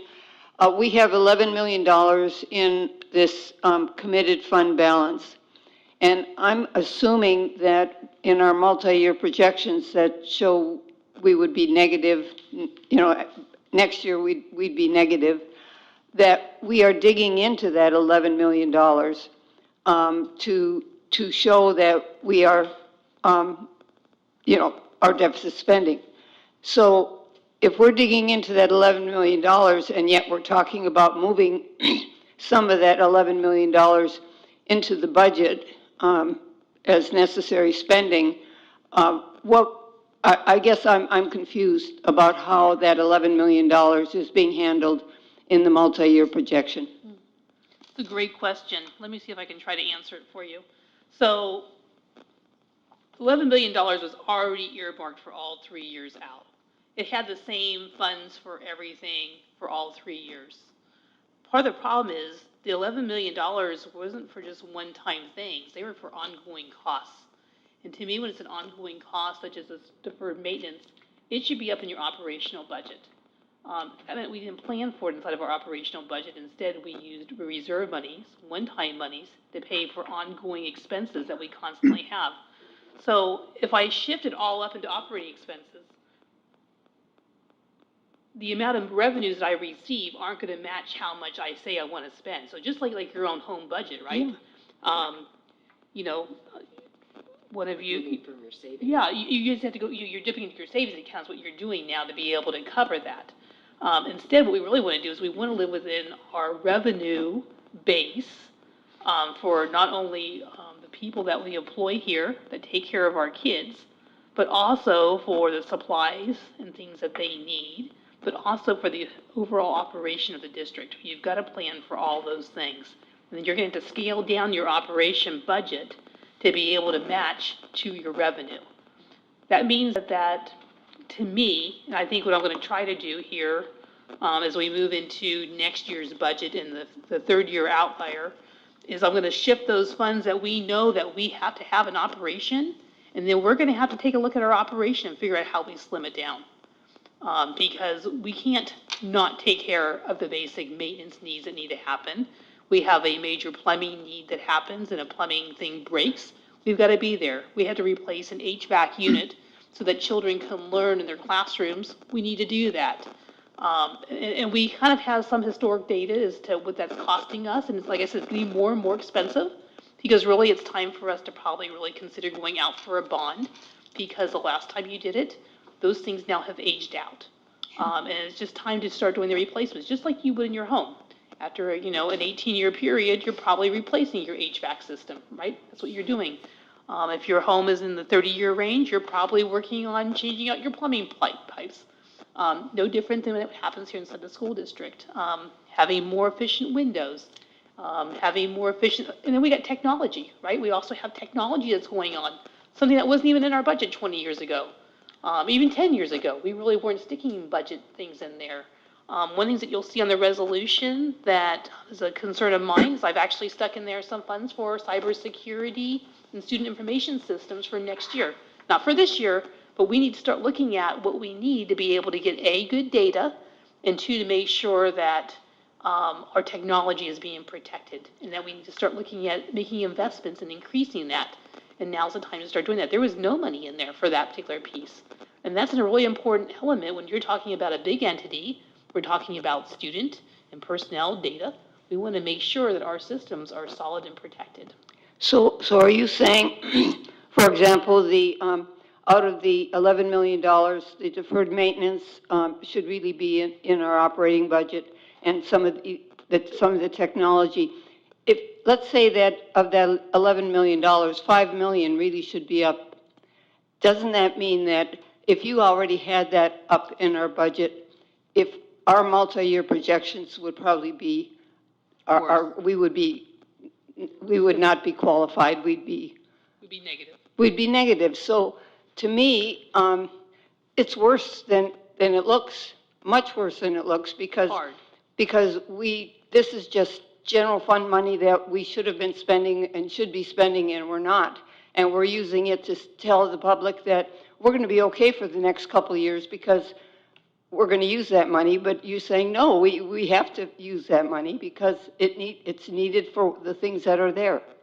Is that correct? That's correct. That's a really good, that's absolutely very accurate portrayal of what we need to make sure that we, in our operating budget, we've accounted for all operational things that are regular expenditures that we have that should be in our operational budget. And where I'm seeing that was in the special classification that was using one-time monies. So then if those one-time monies, if I use it for this year and I don't have any more one-time monies for next year, then I've got to make a change, right? And so it's hard. It's going to be a hard thing to do, and it's going to be some real hard, tough decisions that we all have to kind of hunker down. We have to figure this out. So it kind of tells me that it's not a qualified budget, it's a negative budget based on where that $11 million should be up in the operating budget. And that's sad. That's dangerous. Agreed. And to your point, President Thomas, and I think you're also saying this, Ms. Vakar, is that although we're obviously going to take advantage of using that money, using money from the savings account, but we somehow need to be able to strip out and going forward forecast and say that the savings account's going to run out, and that we need to have a budget that balances at a certain point, and what cuts are going to be needed when in order to have a balanced budget. Yes. Okay, thank you. Member Wen? Thank you. So I just wanted to reference back to the questions that were posed at the prior board meetings in regards to the roughly $10 million deficit in the budget. And so when I looked at the adopted budget and then I looked at first interim, I automatically assumed that there was going to be a correction in the unrestricted revenues for the findings of the error. But looking at the budget and seeing that it actually wasn't really affected, the adopted budget numbers were actually carried over to the first interim, and that based on the information that I had asked and what you had stated was that there is effect to the reserve funding in the third year out of $8,345,689.13. So, and that there was a journal entry error that was fixed, and that's why there isn't actually a $10 million deficit in the budget. So, yeah, so I think there's a couple things. So when I came in, I was aware that there was a concern over what was described as being, I think it was a $10 or $11 million concern to a change in funding that was sitting there. I think at the time, one of the accounts was trying to figure out exactly where that was coming from. And when they asked at first, I think they thought it was from the calculator. Turns out it wasn't from the calculator. Turns out it was from a journal entry that was done. I'm not sure why the journal entry was made and what caused that exactly. We never really figured that part out. And Roseanne, you're welcome to kind of weigh in if you know anything at all about this part of it, if it can help enlighten the board. So Yes. I've only been here for, maybe a short week. And in that week, I wanted to make sure that if there was something that we needed to correct, and we could correct and could drill down as to where it was, that we knew exactly what that was. So Roseanne, I'll let you step in for a moment. Right, we couldn't really figure out what that $11 million was referring to. We audited the LCFF and found some issues, and as I said, we audited all of the salaries and benefits. But as for a specific one-time $11 million issue, we could not find that.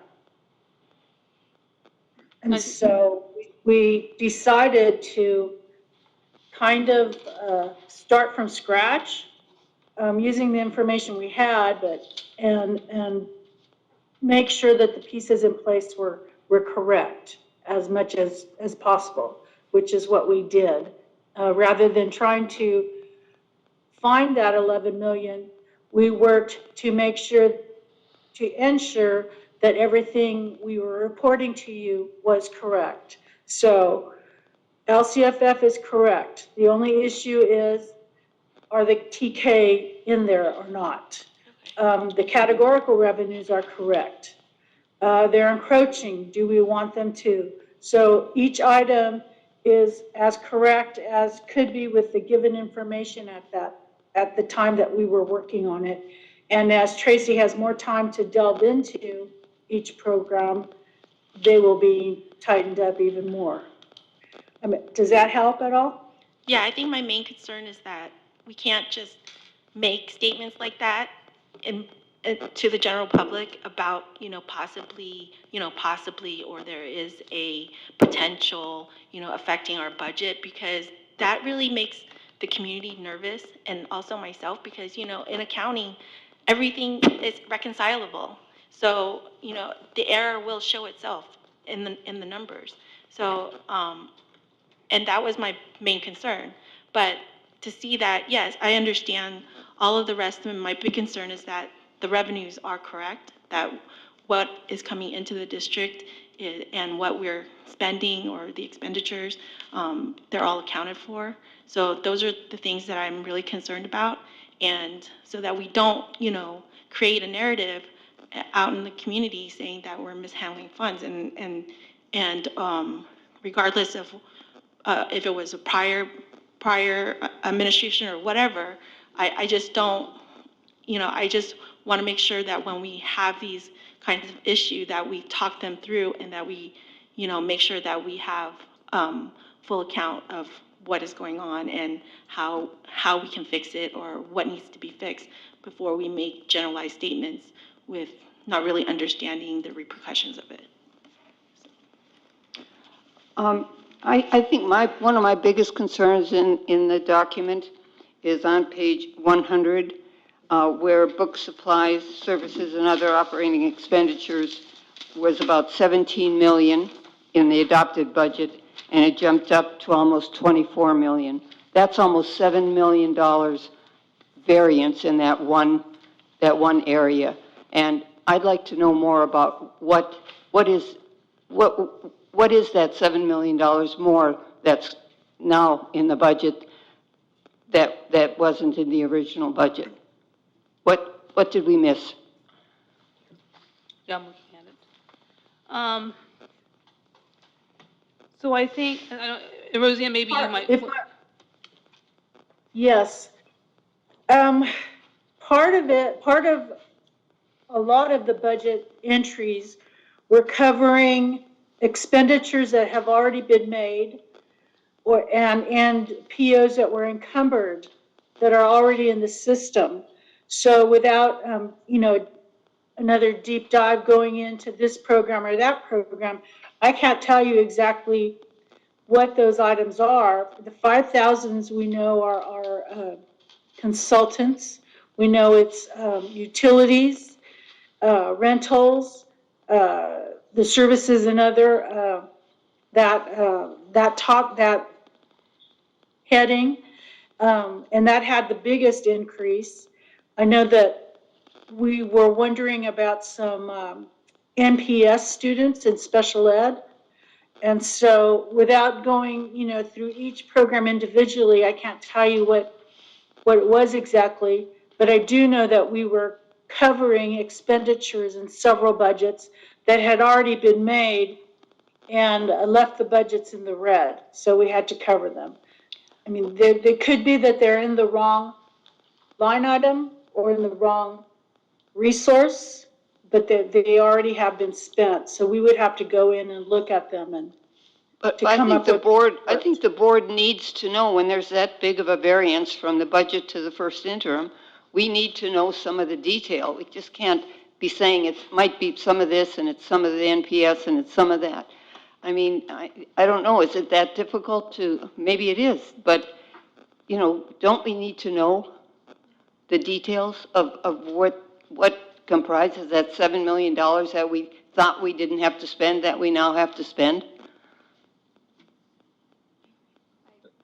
That's I a- believe we can come up with a report. Yeah. That's a reasonable request, Member Thomas, but understand that the condition of your budget and the lack of adequate staff is what necessitated bringing in the consultants. And so at this point, in order to get these statutory reports before you in even a reasonably effective timeframe, the summary reports and the summary accounting is done first. And then the forensic accounting, which is what you're really looking for, can be done, but it has to be done subsequent to meeting these first demands, which have now just been met. I appreciate that, and I know it takes time. But eventually, we will know, right? Just because we will get that detail straightened out. We will Thank you. know. It's Yeah, possible. I didn't mean to be No, critical, but you're not. I think it's a fair question, because when I look at, your total books and supplies, even inside your committed resources that you're diving into and within your reserves, you stuck your textbook money there. That's money that should be up in your operating expenditures. So it might even just be a matter of moving money from that account up to the operating Yeah. budget to be able to cover that difference. It could be something as simple as that. But the issue is, we didn't put textbooks into our operating budget. We put textbooks as being something that was coming out of our reserves. And Right. so that was really clearly there. So we might be spending it at the right account. We may not have moved the budget, Yeah. perhaps from one area up to the other. thank you. But it's a fair request. And one last point, if I may. Mary brought up a good point.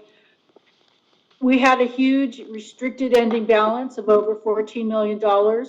So some of that increase is putting expenditures up into the budget to spend out that restricted money.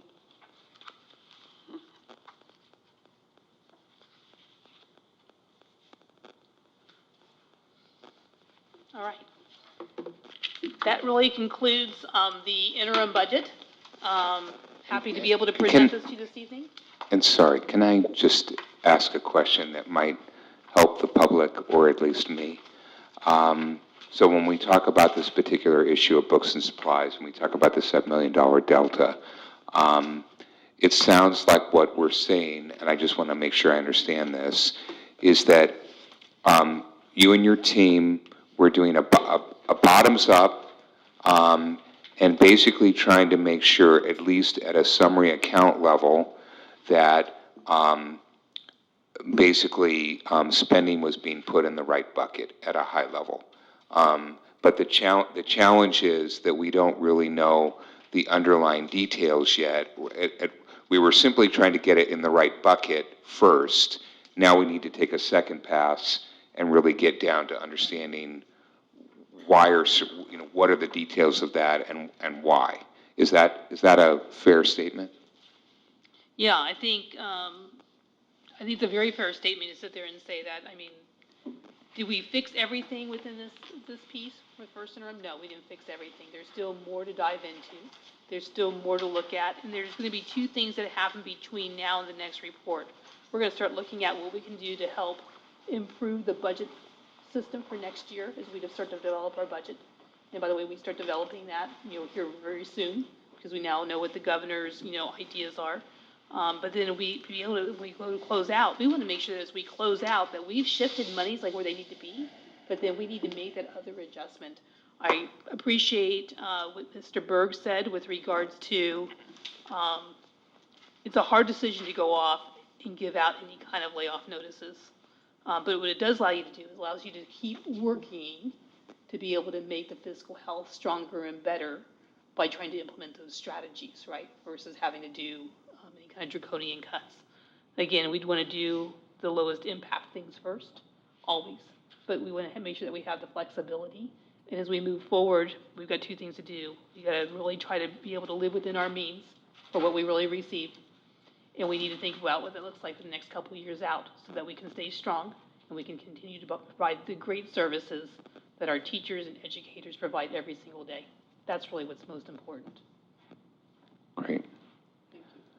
Any other questions from the board? Okay, thank you, Ms. Vacar, and thank you, Ms. Riscano. Am I saying your last name correctly? Riscano. And Mr. Byrd. Thank you. And Mrs. Stark. And Mrs. Stark, is she on too? She's not, but she's Okay, listening in. yes, yeah, and thank you, yeah, so thank you for all the hard work, and especially through the holidays, it's much appreciated. Okay, moving on to agenda item 9.2, resolution 2023-24, designating certain general funds as committed fund balance for 23-24. I don't think we need to read this resolution, right? We just need to vote on I it. think you need to adopt your budget first, or your first interim. Approve the first interim. Oh, I'm sorry. Okay, so can I get a motion to approve first interim budget? I move that we approve the first interim budget. I'll second. And does student member vote on this? Okay, student member, how do you Yes. vote? Okay.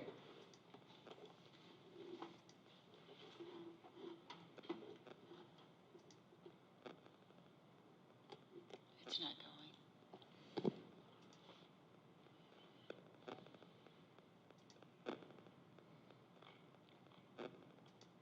There we go.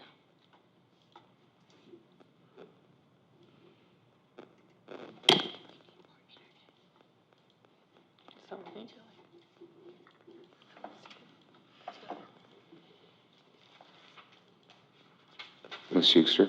Did it pass? One more vote? I'm waiting for one more. Joy?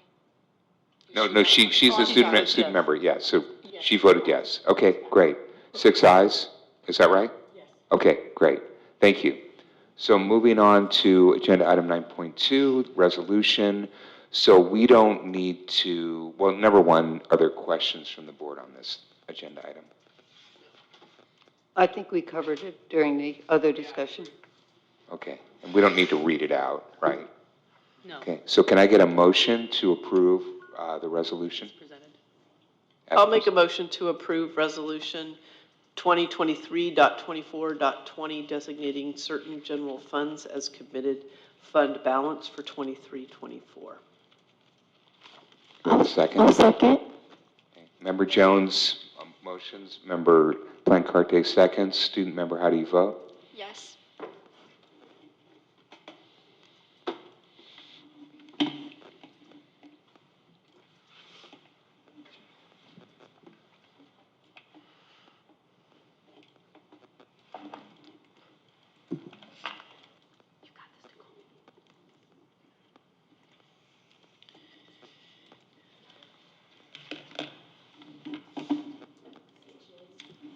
Aaron? It's passed? It's passed. Okay, so 6 ayes, motion passes. Moving on to agenda item 9.3, contract with TNTP, updated empathetic construction proposal. Superintendent? At this time, I'd like to call on our Assistant Superintendent, Dr. Pierce Davis, to present us with the contract for TNTP. Thank you. So the contract you can see is attached. Go ahead, go to the next slide, please. After talking about how much we need to save dollars, I don't want the community nor the board to think that we're spending additional money here. This does come from our anti-bias grant, so a little history about this. I'm not going to read directly what's on the slide, but I wanted to make sure you had all the information you needed. It does come from Assembly Bill 130, Chapter 44, Section 157, as well as AB 181 from the 22-23 California state budget. It designated 100 grants between less than $75,000 and no more than $200,000. We did apply for this grant in 2022, and we did not receive the grant. We applied again over the summer of 2023 and was awarded the grant. And the only difference between the two is that we added in empathic instruction into the proposal. This grant is very narrow in its scope. It's not like some of the other grants that we saw during COVID where it was very loose. You know, here's some dollars, here's all of the allowable expenses for these dollars. This required us to submit a proposal, and we have to stay within the proposal by 10%, or we have to ask for a change of proposal. So just to sort of clarify some of the sort of bucket that we're working within here. We did receive the full $200,000. for this work. And again, it included the empathic instruction, which I'm going to talk a little bit about. The application did take into consideration district engagement data, ongoing equity initiatives, that means the equity collaborative, board goals, et cetera, around closing the gap that we've been seeing. And then sort of the stretch goals that we talked about from the board, as well as prior professional development feedback going back to when I started in 2021.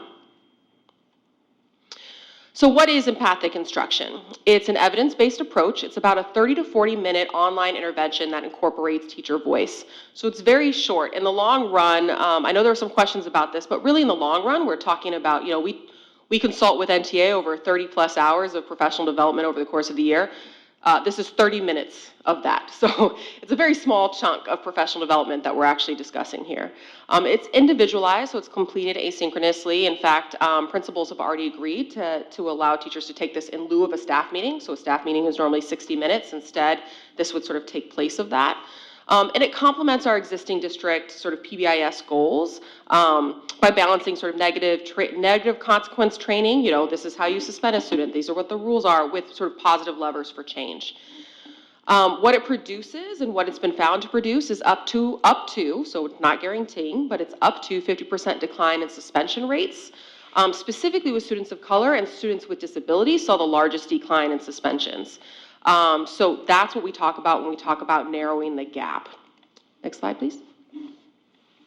Oh, actually, can you go back? And the research for empathic instruction really comes from Dr. Akonafua, who has been working at University of California, Berkeley for some time. I believe he's going through a transition right now, but I just wanted to give him credit for his work. And the research is there linked in. So as you know, one of the reasons why I actually was not there, but I imagine one of the reasons that the board decided to create those stretch goals and to close the gap is because we are seeing disparities. So last year, we did qualify for differentiated assistance for students with students in special ed for their pupil achievement in ELA and math, as well as chronic absenteeism, as well as African American students with chronic absenteeism and suspensions. Unfortunately, we have not narrowed the gap. So if you move to the next slide, we've actually, some of those disparities, click one more time for me. There you go. Some of those sort of gaps have actually widened. And so we've increased the amount of student groups, specifically student groups that tend to be marginalized, that we qualify for differentiated assistance for. Now, I do want to just pause for a second and highlight special education. This is actually a good thing. We no longer qualify for special education under differentiated assistance due to the sort of 1 percentage point decline in chronic absenteeism, the 4-point increase in ELA scores for students in special education, as well as the 11.3-point increase with math SBAC. So just for a second, I don't want to be, we really need to highlight that, and I want to give credit to Olivia Rangel and her team, and really all of the teachers in our district who have worked really hard on this. Congratulations, you almost never get out of differentiated assistance, so Yes. that is amazing. Thank you, everybody. So now I'm going to draw our attention to where we need to put in some work. And so we knew we were sort of on the cusp with English learners last year. That's been something we've talked a lot about, really designing some targeted ELD supports and interventions. But now we also qualify for 3 additional groups, and African American students still are on sort of the need for support and differentiated assistance. I think what's a little bit alarming here, though, is priority 6 suspension. Is what they're qualifying for. And so last year, while we really had an eye on chronic absenteeism, all of a sudden we've sort of seen a spike specifically with our groups of color and our marginalized, so homeless, socioeconomic disadvantaged, African American and Pacific Islander around suspensions. And in our next board meeting, I'm going to talk about our dashboard data, so we'll get a little bit more deep on that. But I just want to couch the why here, right? There's a reason why we're going empathic instruction. So it's a short survey that teachers read and reflect in. Again, only 30 to 40 minutes once a semester. Our plan that we submitted to the state was for January 2024, so right now, August 2024, so the beginning of next year, and then again January 2025. So it'd be 3 30-minute sessions. It's a survey that sort of helps provoke empathy, but it also helps people just reflect on their own values. It's research-based. What it isn't, it's not a multi-step intervention. It's not drawn out. It's not skill building. We're not teaching people how not to use like that's not what this is. This is really just a chance to reflect on the things that matter in hopes that that actually impacts behavior later on. So it's kind of an indirect intervention instead of a direct intervention. But it is scientific. There's research founded here, and I link in a lot of that. I'm not going to go over it tonight, but I link in that in case anybody in the community is interested. So what it does is instead of hitting, and this is what I mean, it's not a skill building. It doesn't hit at where the bias occurs. Oftentimes, bias is subconscious. It's not something we're really aware of when we're doing it. But it does sort of try to interrupt at the structures and mindsets. So sometimes we get this idea, media, everything in sort of our world might give us something. Let's just use this particular example, as there's been a lot of research done around anti-Blackness. So those sort of messages come to us. We sort of get this implicit bias around Black is bad. There's structures and mindsets that get reinforced. This kid now becomes bad, and we see an increase in suspension. Next slide. But what we're trying to do is try to interrupt at the structures and mindsets. So again, not the bias is going to happen, unfortunately, in our society. But if we start to think about the structures and mindsets, and we start thinking, wait a second, if I pause here at a time when I'm not tired, this kid is really trying. Now I'm going to try to work with the student and where can reinforce trust. And so I believe the cycle is on the next slide. We get to this interrupting these unintended cycles, especially when we're tired, right? Especially when we're tired. And I'm looking at the folks who have teaching experience because that's when our biases are at their worst, when we're not actually thinking clearly, when we're tired and we're trying to get through. And so in this case, Ms. Johnson might word, hey, Jordan keeps disrupting class. She might be thinking, how can I reach my goals for student learning? In the meantime, Jordan's saying, I keep getting in trouble. Ms. Johnson doesn't even like me, right? And I know these seem like they're simple, but this is kind of the cycle that ends up happening. So we're trying to interrupt that again with just some reflection. I'm going to interrupt us one more time. This complements our PD that we just did with teachers. So we just did elementary professional development with Kagan cooperative learning strategies. We specifically chose this professional development because it met our board goals. Cooperative learning strategies increase academic student-to-student talk. So increasing oral output really supports our goal 1. Supports early academic literacy. In our early grades, students aren't reading and writing when they come in transitional kindergarten or kindergarten. But the more they talk, the more verbal literacy will support their academic and their written and their reading and their comprehension literacy later on. It supports English language development. If you've ever done a shadow of English language students, which if you haven't, I would love to walk any board member interested in that process. Oftentimes you do see English language learners sitting back, not participating as much because it's hard. They need that low risk space where I don't know if you've ever gone to another country. It's a lot easier to speak another language when it's low risk and you're not feeling pressured. And when, 29 other students in the class are looking at you, that's a lot of pressure. And so increasing student-to-student talk opportunities allows low-risk opportunities for English language learners to get more oral output during class time. It also complements our SEAL and math language routines that we're already engaged in. It also focuses on goal 3, the more cooperative learning that happens in class in an academic setting with the teacher. It actually helps reduce things like bullying and helps with culture and climate. Because again, you're getting students to talk to each other. If I've had a conversation with you, I'm more likely to understand where you're coming from, and I'm more likely to know how to talk to you when maybe on the playground you do something I don't like. I've had to practice that in the classroom, and so I can translate that to somewhat other space on campus. Again, observation and research supported. So I bring this up, to say, and here's some other of the opportunities we had that day, that teachers really responded to this. So if you go to the next slide, we had 101 responses, and this was our feedback. So we were really pleased to see this level of feedback around cooperative learning, really focusing on student-to-student relationships, student-to-student cooperation, student-to-student oral output. We found this to be really successful. So we are still unpacking the data right now. Principals are unpacking their site-level data, and Ed Services sort of looked at trends overall. But that day really focused, again, on student-to-student. This sort of survey, again, very short, focuses back on student-adult relationships, with adults really taking the lead because they're adults, right? So how do we model that?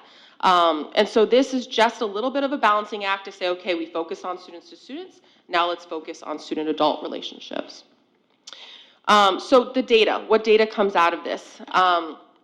There is some input that went into the decision-making to use empathic instruction. One, it really prioritizes student feedback. Students really talked about relationships with adults. That happened during SEL focus groups when we were really talking about character strong and whether or not we wanted to keep character strong at the high school. Ultimately, we decided not to, but it didn't change the fact that a lot of the students in those focus groups said, there's those teachers that they feel really close to and they have great relationships, and there are those that they don't, and wanting to sort of improve those relationships. Just informal feedback from students. The Board of Education resolutions that we've seen in the past, like the Black Lives Matter resolution, talked about wanting more anti-bias instruction in class, and other opportunities. This is also sort of a callback to teacher feedback from earlier professional development when we did culturally responsive pedagogy and we did some implicit bias training.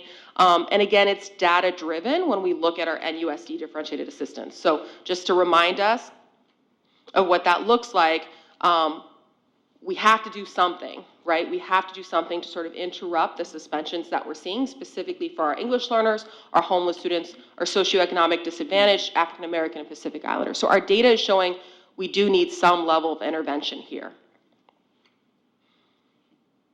Next slide. This is some of the data that does come out from the study. So student suspension rates, the control group versus those that employed empathic instruction. And again, what you can see highlighted here is that the Black or Hispanic students saw a change from those who did the empathic instruction compared to those who did not. The same thing for specifically, you saw that more in the students with one previous suspension. So not necessarily the students that have had multiple suspensions over time, but just those students who just had one previous suspension. Maybe they're not getting in trouble all the time, but there's something that sparked that. And so it's really an intervention there for those students. That's where they saw the biggest change. But they also saw a pretty big change for students with disabilities.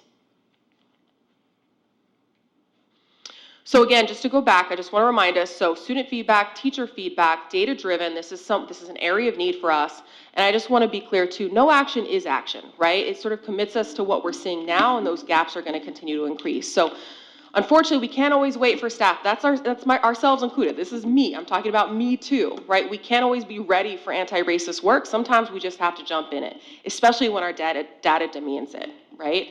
If our data showed, specific areas, and that we do that all the time, early literacy is an area we want to focus on, and we're trying to look at which groups do we need to support the most, we're going to look at data. And in this case, I do believe that data sort of demands it. The metrics collected here will be demographic data on discipline trends afterwards. So do we see a decrease in suspensions? I can't guarantee that we will, but I think with the current research, it's worth a try, especially when we're using grant money to test this theory, right? When we're not using our own money, but we're using grant money to do so. We also get the survey data back, and the survey data includes two pieces, teacher-student relationships as well as teacher satisfaction, which I know is also part of our goals around student recruitment and retention.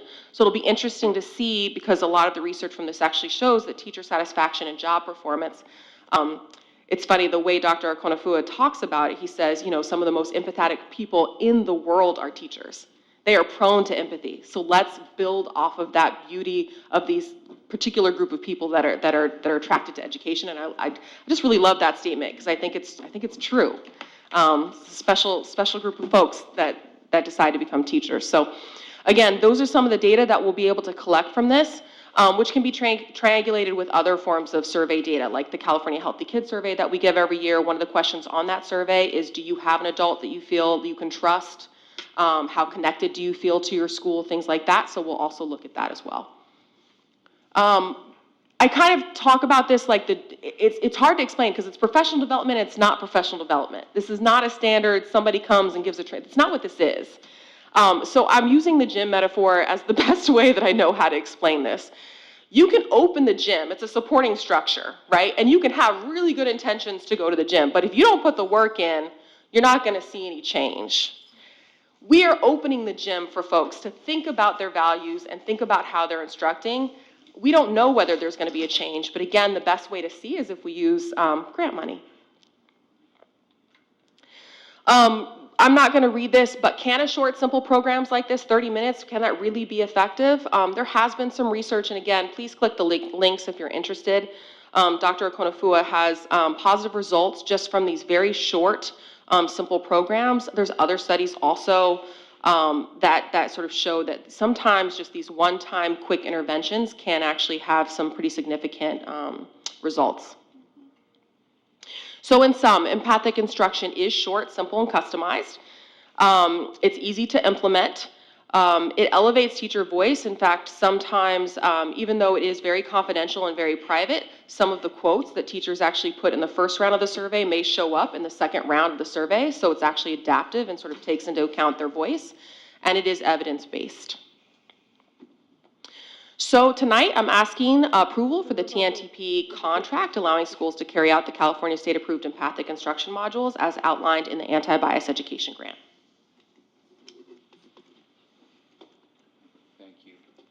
Thank you, Ms. Pierce. Thank you, Dr. Pierce-Davis.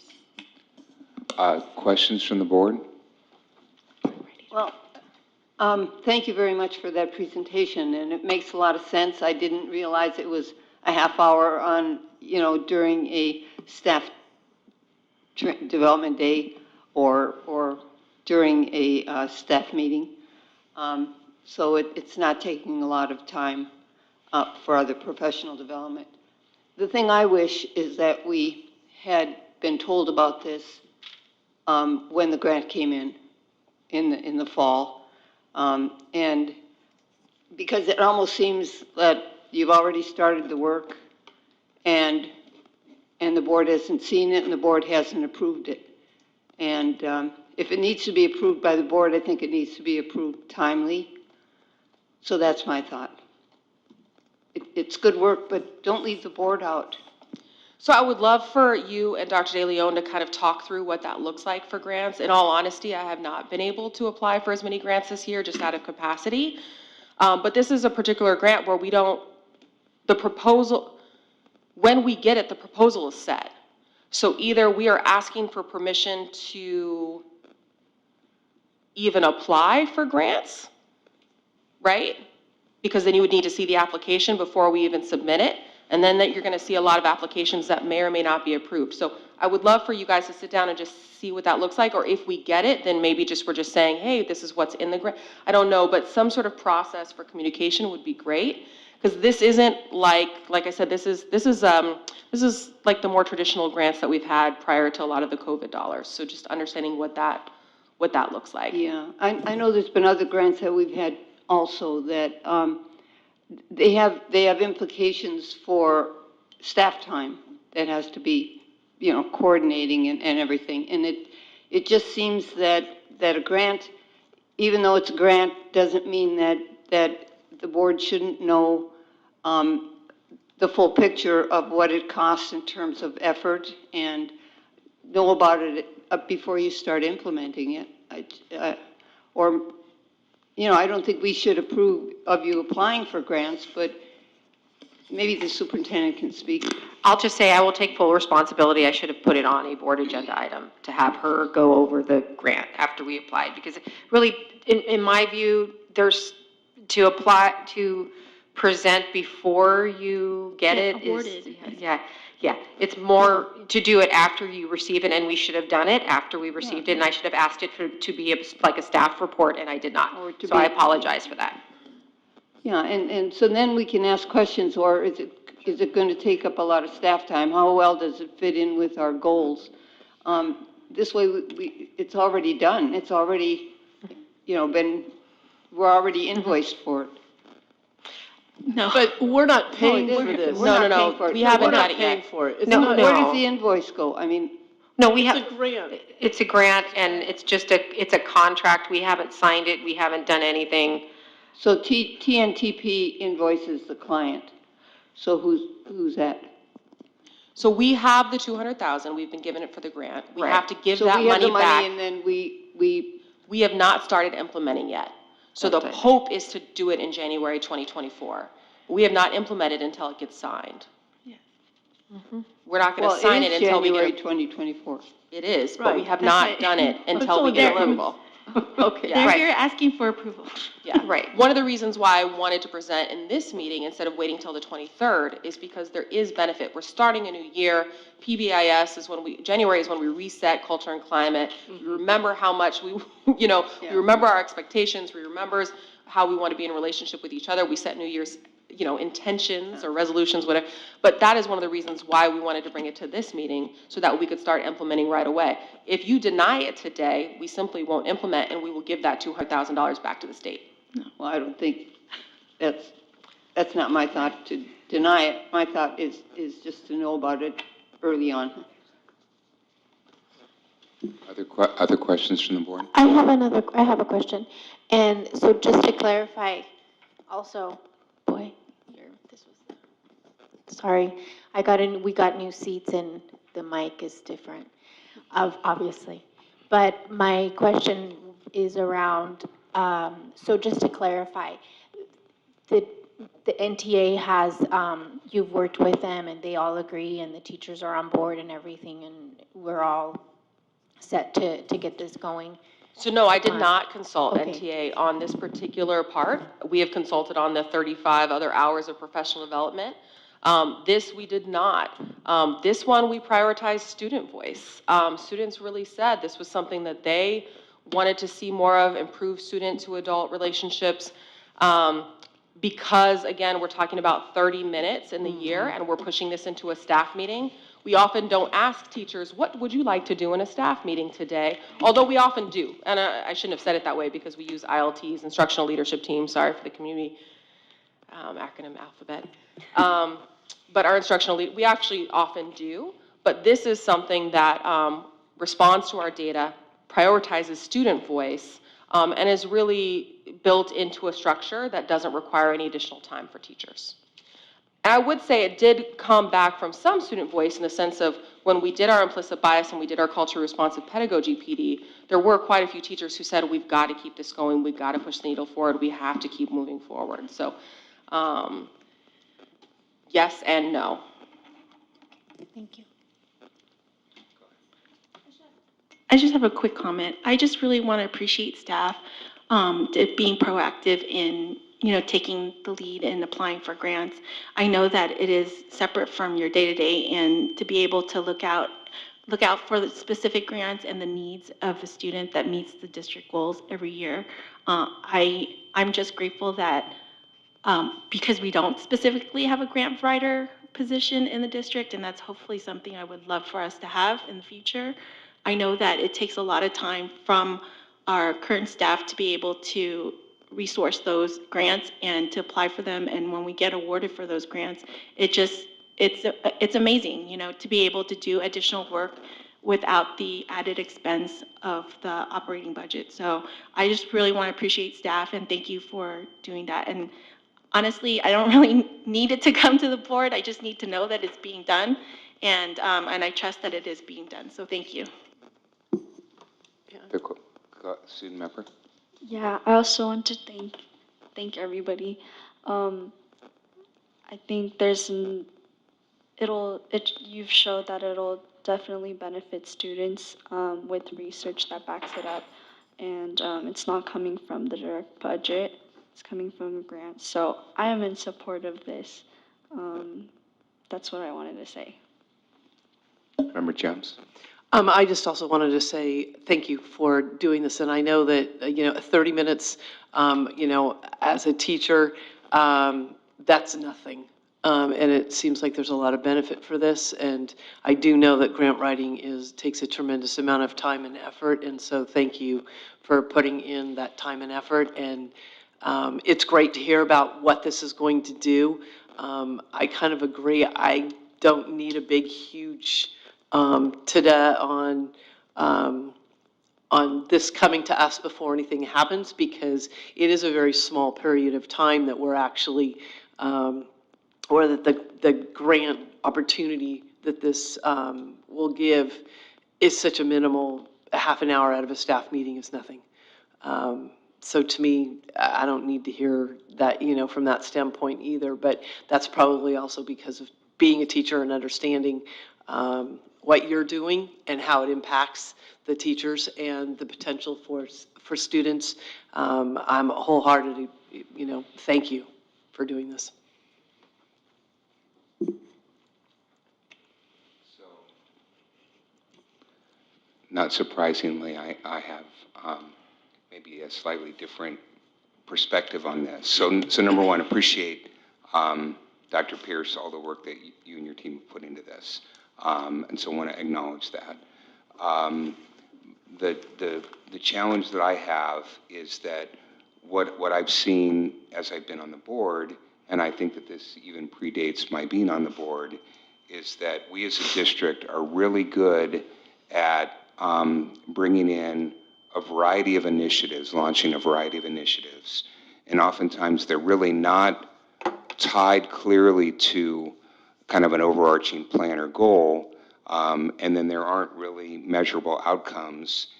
And then the other thing too is I think that we fool ourselves into thinking that the only cost is what, like in business, you'd call the first cost, which is getting the grant money, and not really looking at all of the back-end costs of administrators actually having to coordinate this, both not only the grant writing and the grant coordination and paying, but also the delivery of this, which I know can involve substantial time.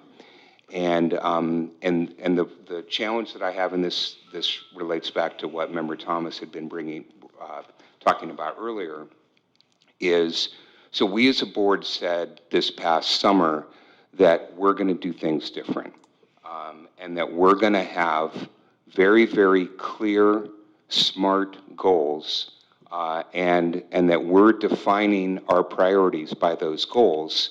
And the assumption is that anything that doesn't tie to those goals, clearly tie to those goals, is something that we should really be evaluating whether we're doing or not. And I know that there's been statements that that these tie, but I think that the tying is very tenuous. And I'd just like to remind people of what our goals are. So number one, our first goal is student achievement. We will increase student achievement in ELA and mathematics by a minimum of 2% overall and 5% for every student subgroup below the overall during the 2023-2024 school year. The challenge that I think that we have here is that at least the board has not been informed of any type of analysis that we've done as a district since we put this goal together that says, okay, here's our performance in terms of ELA and math, and now what are the root causes of our performance, and what specific initiatives are we going to pursue that are going to actually move the needle on that. And I think that we're making a presumption here that bias issues and suspension rates are a primary driver of our student achievement gap, and I don't think that we've done the work to actually validate that. And I also think it's going to be hard to actually really make a correlation between delivering this session and being able to say, okay, if we see any type of increase or decrease, was it the result of this session? So I don't think that really there's a clear tie to our student achievement goal. And then if we look at our second goal, because I want to remind everybody what it is. So safe and secure, healthy learning environments. We say by March 2024, each site will update and revitalize the comprehensive site safety plan to include student and staff wellness and to address the metrics below. The district will create an associated public safe and healthy learning environments dashboard to track key metrics. So what we talked about as a board is we didn't make any assumptions about the data around safety. We said we don't know what the issues are. We do not have a dashboard. What we said here are examples are, for example, suspension expulsion data, fights, drugs, cyberbullying, vandalism, attendance rate, chronic absenteeism, student discipline referral numbers. But we don't know really, we don't have a clear picture of this. And I just don't think it's good practice for us to start bringing in solutions until we clearly understand what the problem is. And we've done a root cause analysis and we've done a Pareto analysis to say, what are the number one drivers? If we're going to try to impact in a particular area, what are the number one drivers? And now we know that this particular program is going to affect it, right? And so I will just tell you that, I mean, in all the businesses that I've been involved in, if that most of the executives that I would work for, they would not accept this proposal without being able to clearly say, here's the problem, here's what we know is truly, this is going to be the biggest impact, this is the root cause, this is the biggest impact on that root cause, and then also, here's the projected improvement that we're going to see. If we can't answer those questions, I don't think we should be spending time on it. Student member, go ahead. I feel these questions are being answered. The root cause is that first of all, it aligns with our safety and security goal that we have done as a board. As this program will help student and teacher relationships improve, and students feel more safe and feel that they will have a trusted adult to go to. And this small like 30-minute program has shown like its benefits and will contribute to our students' learning and student achievement. I'm just going to piggyback off of it. I totally agree, because when we were looking at those little dashboard needles and we had the 5 down, is it priority 6? Was that the suspension, right? Was it? Okay. This, to me, this directly correlates that information with our overreaching goals and answering number 2. And it's, in a sense, it's student-driven. I mean, I think it is, because that's who you spoke to about what it was that we needed. And this grant, I believe, is coming around and helping us with both things. So I think it's directly tied, in my opinion. Can we show that graphic again? If I can just add, I will say, while I really do appreciate the fact of getting streamlined around 5 specific board goals. I appreciate that, having clear metrics, all of that. I will say Ed Services doesn't have the luxury of focusing on just those 5 goals. Right. The state is telling us we must address these issues and we must address them this year. Correct. Right.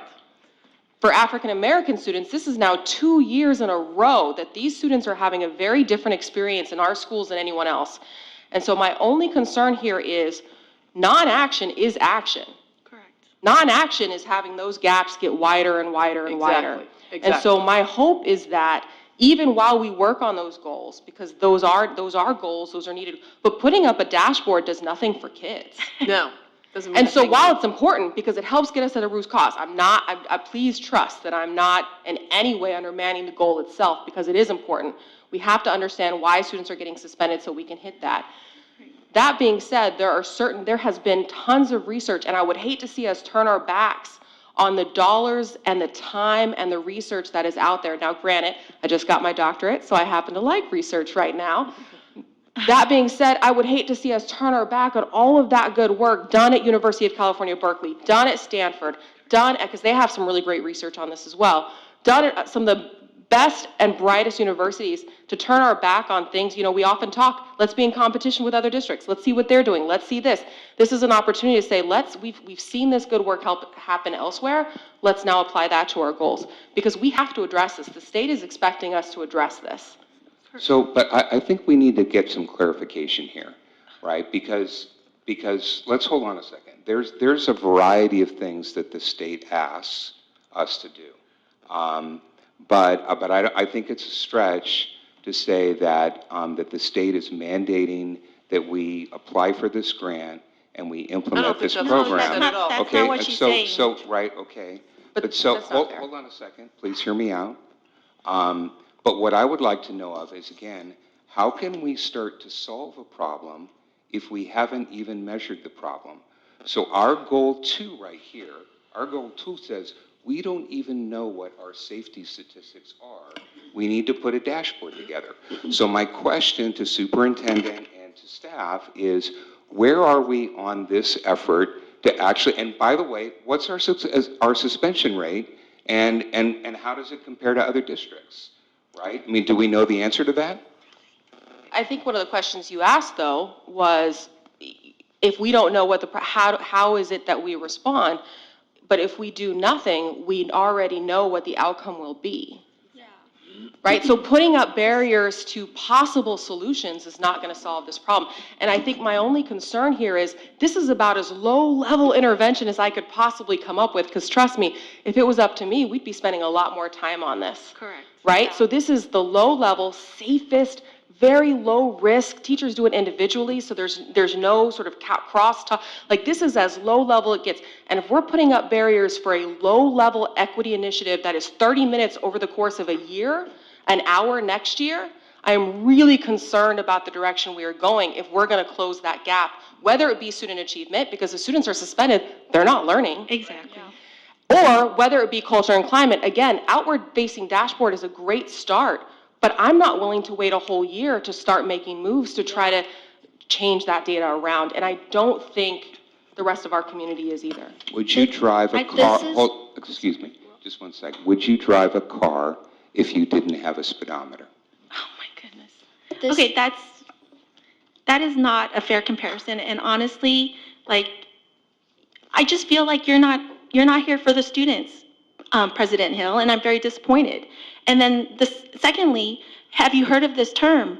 Data is necessary, but it is insufficient, meaning that there's a bigger picture and a bigger story behind what is necessary for achievement. It's one component. It is not the whole component. Thank you. I've been trying to get in here real quick because I think I could come to a happy medium here. That's my job. Okay. Let me say this. In terms of goal number 2 and the dashboard, we are well on our way with that. In fact, that is one of the things that Hanover is doing for us, and they've already given us pretty much our prototype data dashboard, and all we have to do is upload our most current data that we just got right before the break and our safety plans. So those are the 2 pieces that we're in the process of uploading. So that's going to be done. So that is clearly on its way to being done, and it's actually a really great, wonderful dashboard, and it actually has similar school data that you can pull up by many different criteria and demographics, and it's fabulous. So I want to say that so that our worries about that, that's going to happen. That'll give us a lot of information. We are going to have an updated dashboard staff report now that we have our newest data. That'll be happening. But here's what I want to say. No, the state is not telling us that we have to use this particular program or any program. What they're telling us is that we have to do something. And we can't wait. And I don't know if this is the program, or anybody knows for sure if this is the program that will cure our ills, right? Or will fix this whole problem. It's not. It's one of many pieces. And Dr. Pierce, so here's what I want to say. Dr. Pierce Davis and I talk a lot about metrics and data and how can we isolate criteria. This is a hard one to do. But let me say this. I will commit to working with Dr. Pierce Davis on finding a way that we can do student and staff survey data to try to determine whether empathic instruction is something that is working for this particular. That's right. So that's the data we're going to get, and I'll make sure that we are looking at that data and seeing what impact it's having on this particular group of kids. Because differentiated instruction is just that, assistance is just that they've mandated that we do something, and we have a grant to do it. So let me work with Dr. Davis to get you the data, while at the same time rest assured that goal 2 is happening. And from goal 2, when we have the full dashboard, then we can go even deeper into our data and determine more steps while we're going. If you'll give us an opportunity to do that piece. I'm just trying to mediate between the 2. Like, nothing in education is black and white most of the time, right? It's always, we have to find a way to do both and all, right? So if there's a way that you could look at it that way, I'll try to get us some data on that. Yes. President Hill. So I think that, and this is to Member Thomas's viewpoint or what she articulated earlier. And I just came out of board president's training today, right? So the board establishes the direction, right? We establish the strategic vision, and that it's the responsibility of superintendent and staff to deliver, and that those things need to be in alignment. And we really need to make sure going forward that any initiatives that are being considered are taking the strategic goals that the board has established first and foremost, and there really needs to be direct connection, and there really needs to be measurable outcome, because that's what we've talked about from a SMART goal perspective. And so again, because we've had a situation going on for years, and I know that President Thomas has complained to me about it before, that we've had so many initiatives that we've started with so many glorious promises, and then they basically 3 years later die a quiet death because nothing ever came from them. And the definition of insanity is doing, the same thing over and over and expecting different results. So we need to really have things focused, tied to the goals, measurable outcomes. And although as board president, so I'm one of 5 equals, right? My only responsibility here is to run the meeting.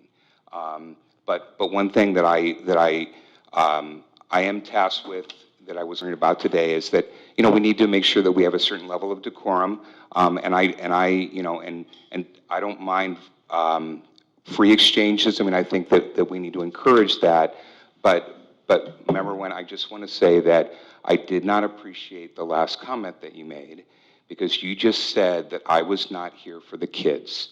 I am a teacher, okay?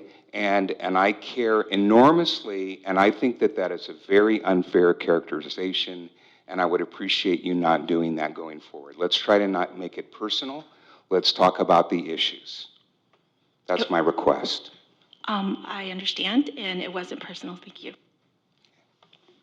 Could I say something? So, just clarifying, we have the grant, and this program is specifically for the students. And you know that we have a large Hispanic population, and we also have an African American population at our school. And so I understand where Member Nguyen is coming from when you say, about that comment, because when this is like such a small, it's not even like it's not a big initiative where it's only 30 minutes out of a teacher's day, and it shows positive results. And and at least I feel that it does align with our initiative of school safety. So which is why I think this is really for the students, and I think this program is good, and you should say yes. Okay. I would like to make a motion to approve. Do we have a second? I'll second. Student member, how do you vote? Yes.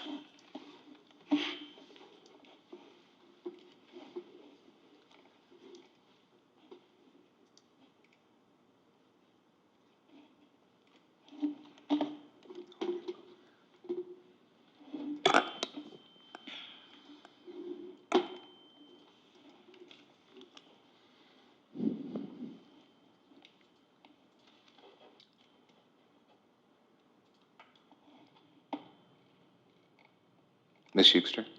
Oh, I'm sorry. 4 yeas and 1 nay? Okay. Actually 5, including student member. He didn't Okay. put it, she hasn't put it in yet. No, she can't. Oh, yeah, she can't. Yeah, I'm sorry. Okay, You're right. motion carries.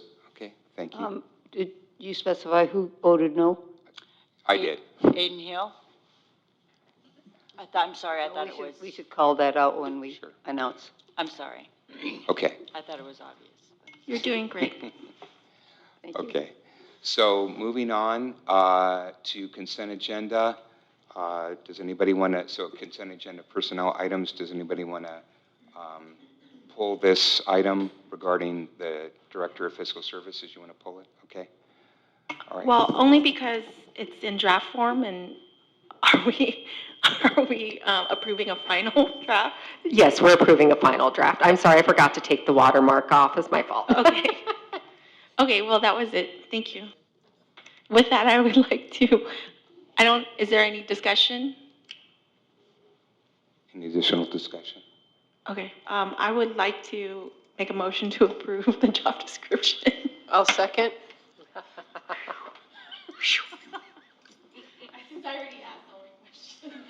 Okay, so student members stepped away, so I think we go ahead and, so Ms. Schuster, if you could tee up the vote. I'm getting there. Oh, she can't, that's right. It's not going again. Hold on.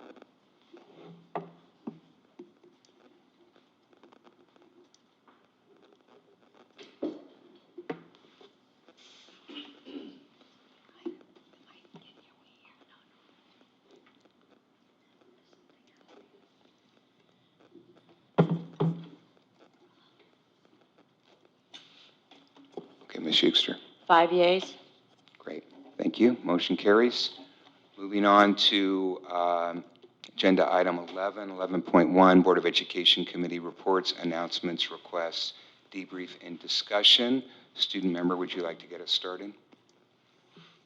Yes. I had a question. I was wondering if we have any wellness centers at our high school and middle school and elementary schools. Specifically, or if we have any like money from the past to like support a wellness center at our schools, because like the vaping problem at both our high school and our middle school is definitely a problem that needs to be addressed. The vaping problem needs to be addressed, and I feel like if we do have any money for like a wellness center, it would be great to use it. I will definitely put that request down, being that I think every high school I've ever worked with has a wellness center because it's important. Okay? So, and I just heard our deputy superintendent tell us that we had money for that, a specific funding stream for that, so. So, can we just be clear that, right, so a plan needs to be put together for that, and that's probably something that would be approved and implemented in the next fiscal year. Correct. We have to get a plan together. We want to have a plan for wellness centers. Yeah. To make sure I think the elementary schools have a form of wellness centers in some of them. They have Zen rooms. But we would want to do that as well at all of our secondaries, but we definitely need a plan, and the students are part of that plan. Yeah. The students tell us what they would want their wellness center to be, but the great thing is that we have some really good samples at some schools I could probably connect you with. So, so you could kind of see, we maybe even take a tour, but let's work on a plan. Yeah, okay? that sounds great. Thank you. Any other updates?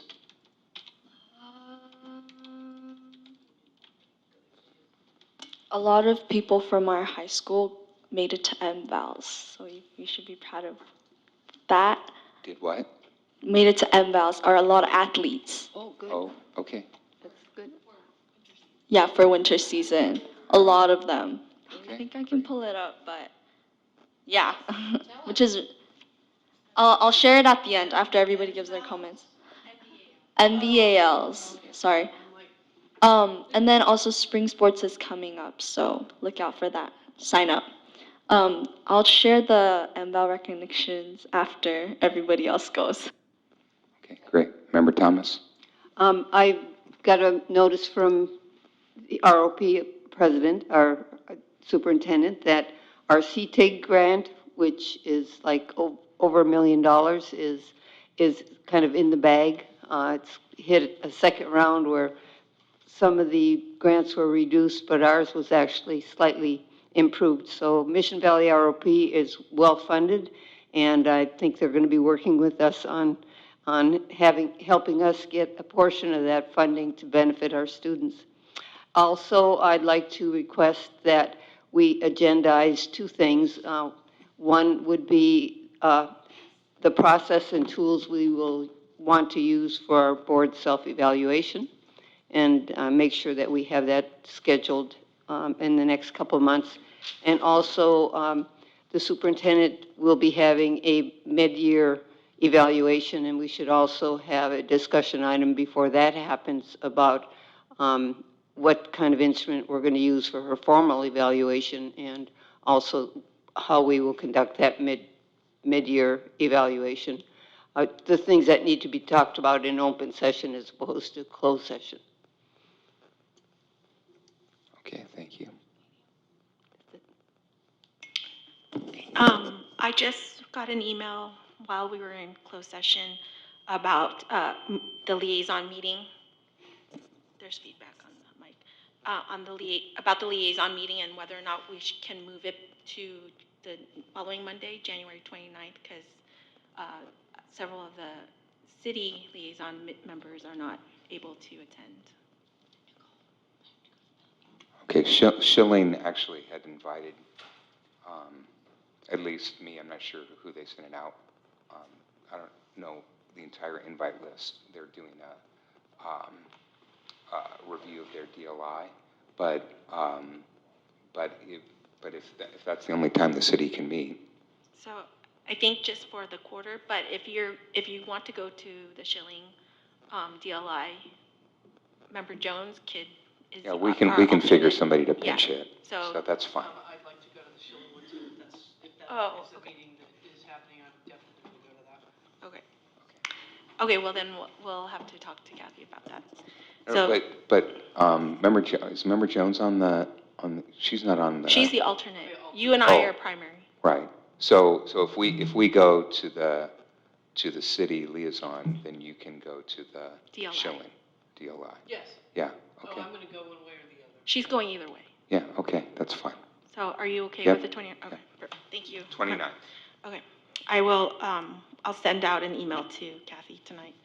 And then we haven't had a bond parcel committee meeting, and I would really like us to set one up, especially after our first interim report with, talking about deferred maintenance and everything like that. So that's one request.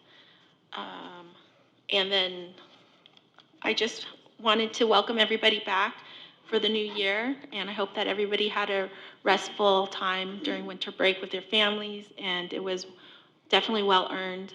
And I just wanted to also highlight two individuals.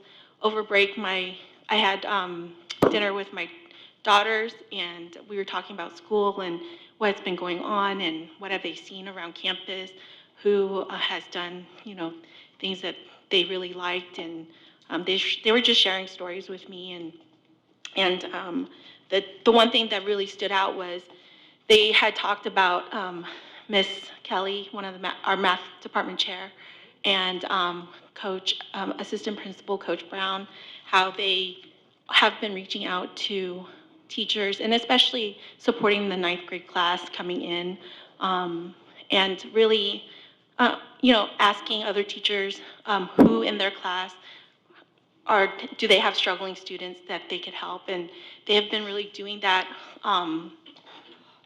making sure that they have making connections, building relationships with these students, and working with them, and holding them accountable, and making sure that they are doing their work and following up on them.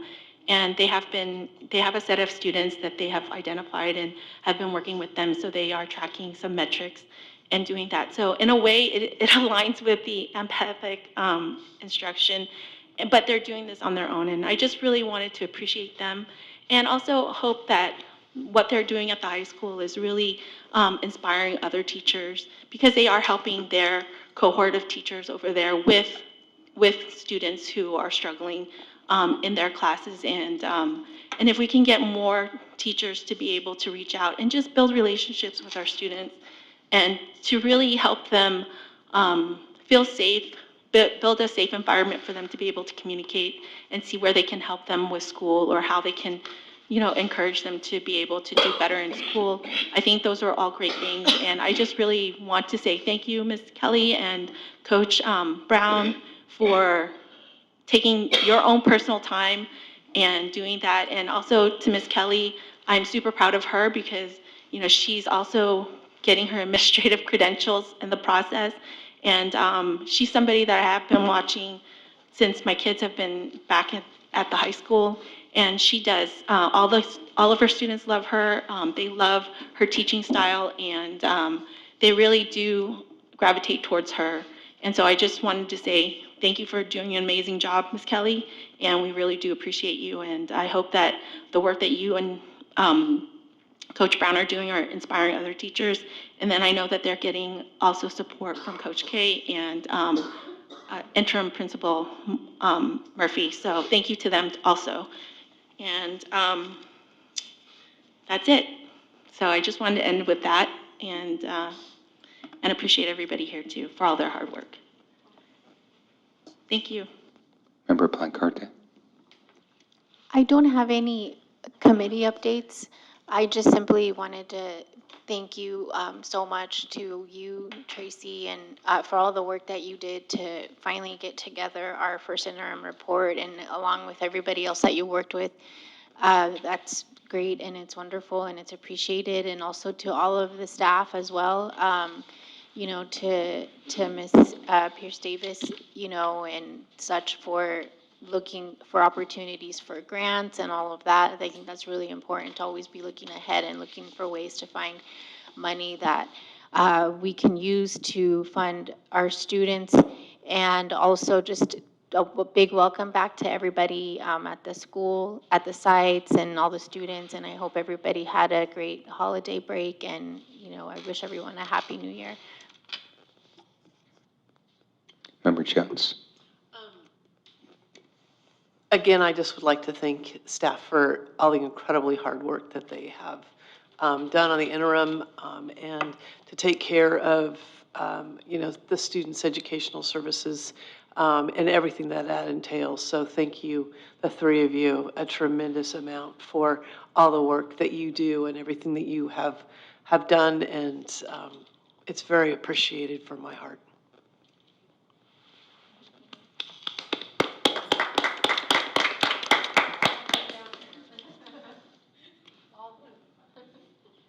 So echoing my fellow board members, yeah, thank you. I know that it's been a lot of work for superintendent and staff, cabinet and staff. So again, thank you.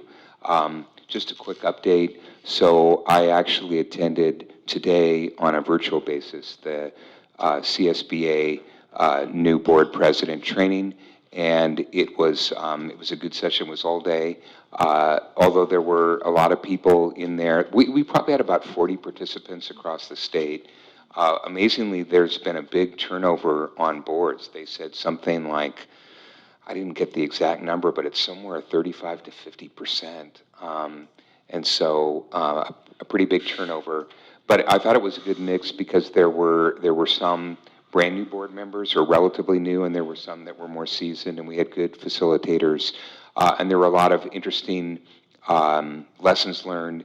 And I think that the good news is that a lot of the work that our district has done as a board is already considered a best practice from CSBA. I mean, they're not calling us out specifically, but things that they're asking us to do. And so I want to acknowledge the work that Member Thomas has done in the past and Member Wen. And so when they were polling us to see what we did, we oftentimes were following some of the recommended practices. So that's good.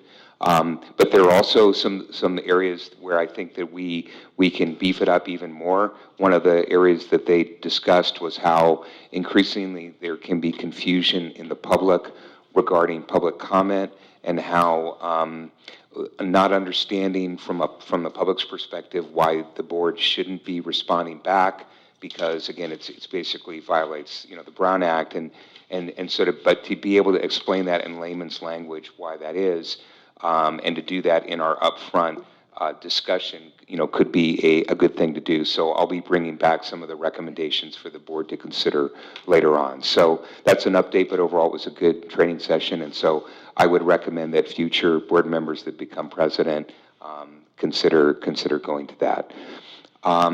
I have two requests which I would like the board to consider in terms of future agenda items. So one is, we talked briefly about this late last year.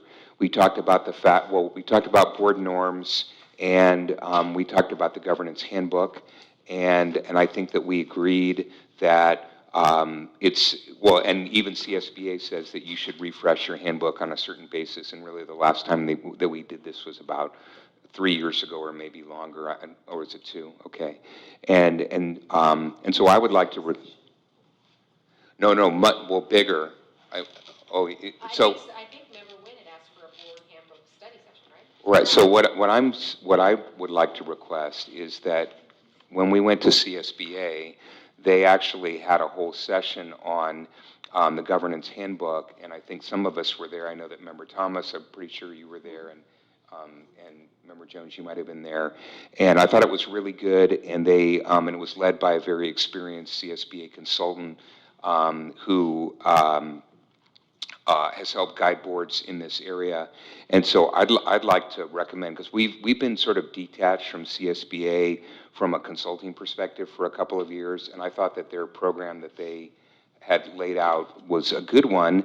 And so if the board is okay with this, I'd like to reach out to that consultant. And I think that some of you've gone through Masters in Governance training with her. Name's Luann Rivera. Oh, Luann is very good. Yeah, and to talk about a future session where she could come in for a day and have us, or a half a day, and have us go through the session. Right. So, but wanted to poll the board to get their viewpoints on that. Yeah, and our study session wasn't long enough. We did do like 2, but I don't think a full day, maybe half day is good. Half day, yeah. Okay. So I'll coordinate with superintendent on that. So that was request. Are there any other thoughts on that, or any? Okay. And then the second request is, it's been about a year since we had talked about the stadium project at the high school, and I think it would be good to get an update. And so if we could have the project manager who's in charge of that come in and give us an update, I think that would be great. But would like to get the board's perspective on whether we want to have an update on that. Definitely. Stadium. Oh, yeah. Fields. Okay, all right. Okay, so those were my 2 requests and my updates, so thank you, Superintendent. Oh, I'm sorry, did you get your numbers? No, I couldn't find it. Actually, maybe I was wrong because it wasn't posted or anything. But I had a quick question about our website.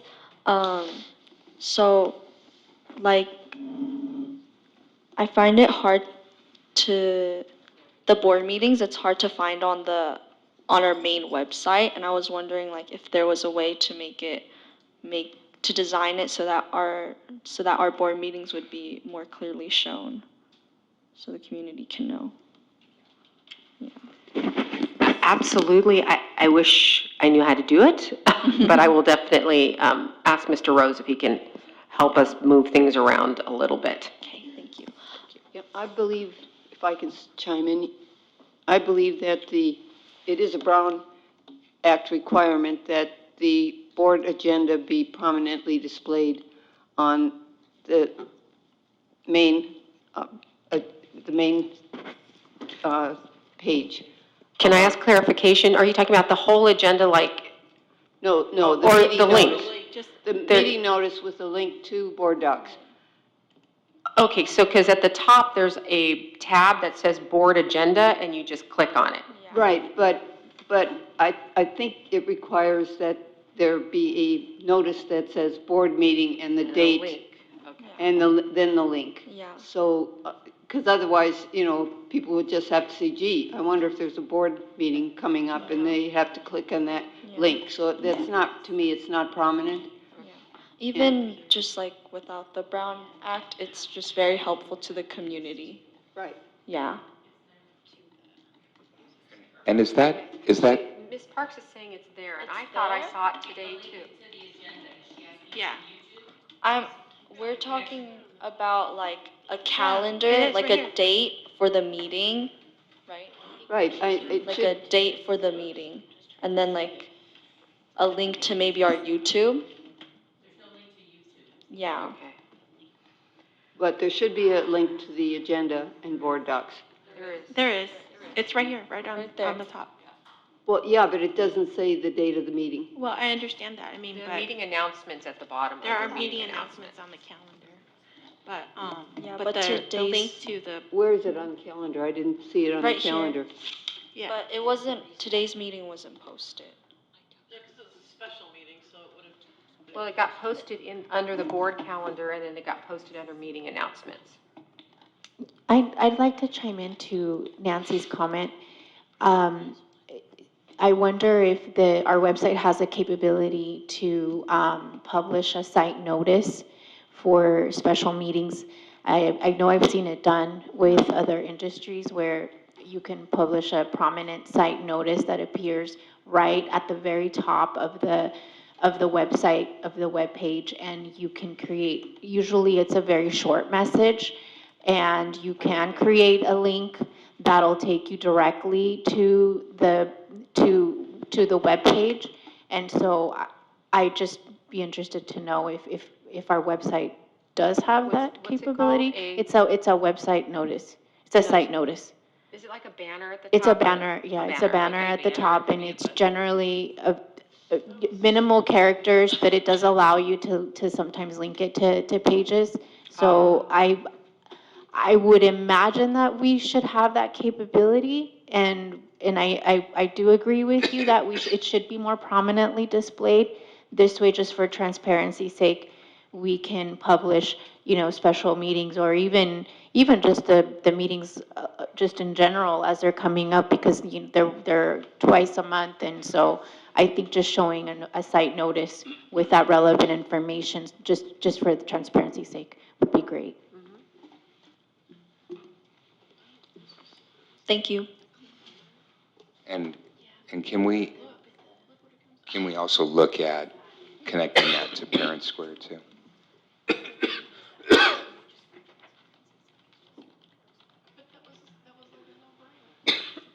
Should we have a study session on this? All right. Okay. I just hope that Mr. Rose is listening to this conversation and knows what to do. Well, because I can tell you, and I'm sure that Member Wen can identify, is that this is the hallmark of a classic IT project that has conflicting and unclear requirements, and that oftentimes results in multiple iterations. Which is why it's already on there 3 times. All right, Superintendent, you have the floor. Oh, my gosh. I just want to, first of all, wish everybody a happy new year. Welcome back. We are really happy to see our students and staff, as always. And I have to give a big shout out to our wonderful staff here, Tracy and our wonderful consultants for all of their hard work over the holidays. Literally, they worked every holiday.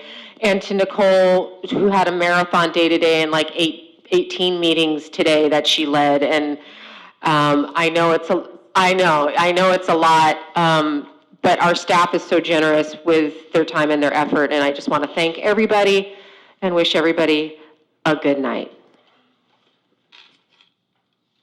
Okay, thank you very much. So, unless there are any further comments, can I get a motion to adjourn? I'll make a motion. I will second the motion.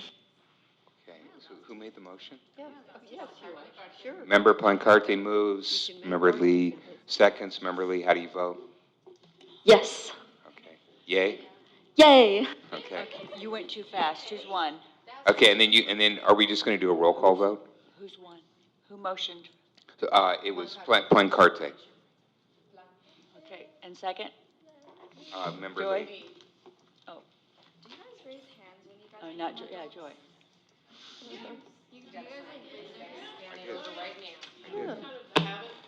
Just one signature, right?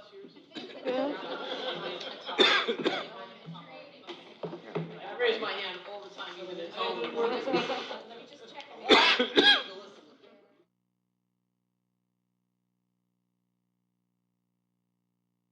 Oh, sorry. Thank you, Ms. Euster. You're welcome, Nancy. Thank you so much. Oh, Nancy. Sorry. Yes, thanks, Euster.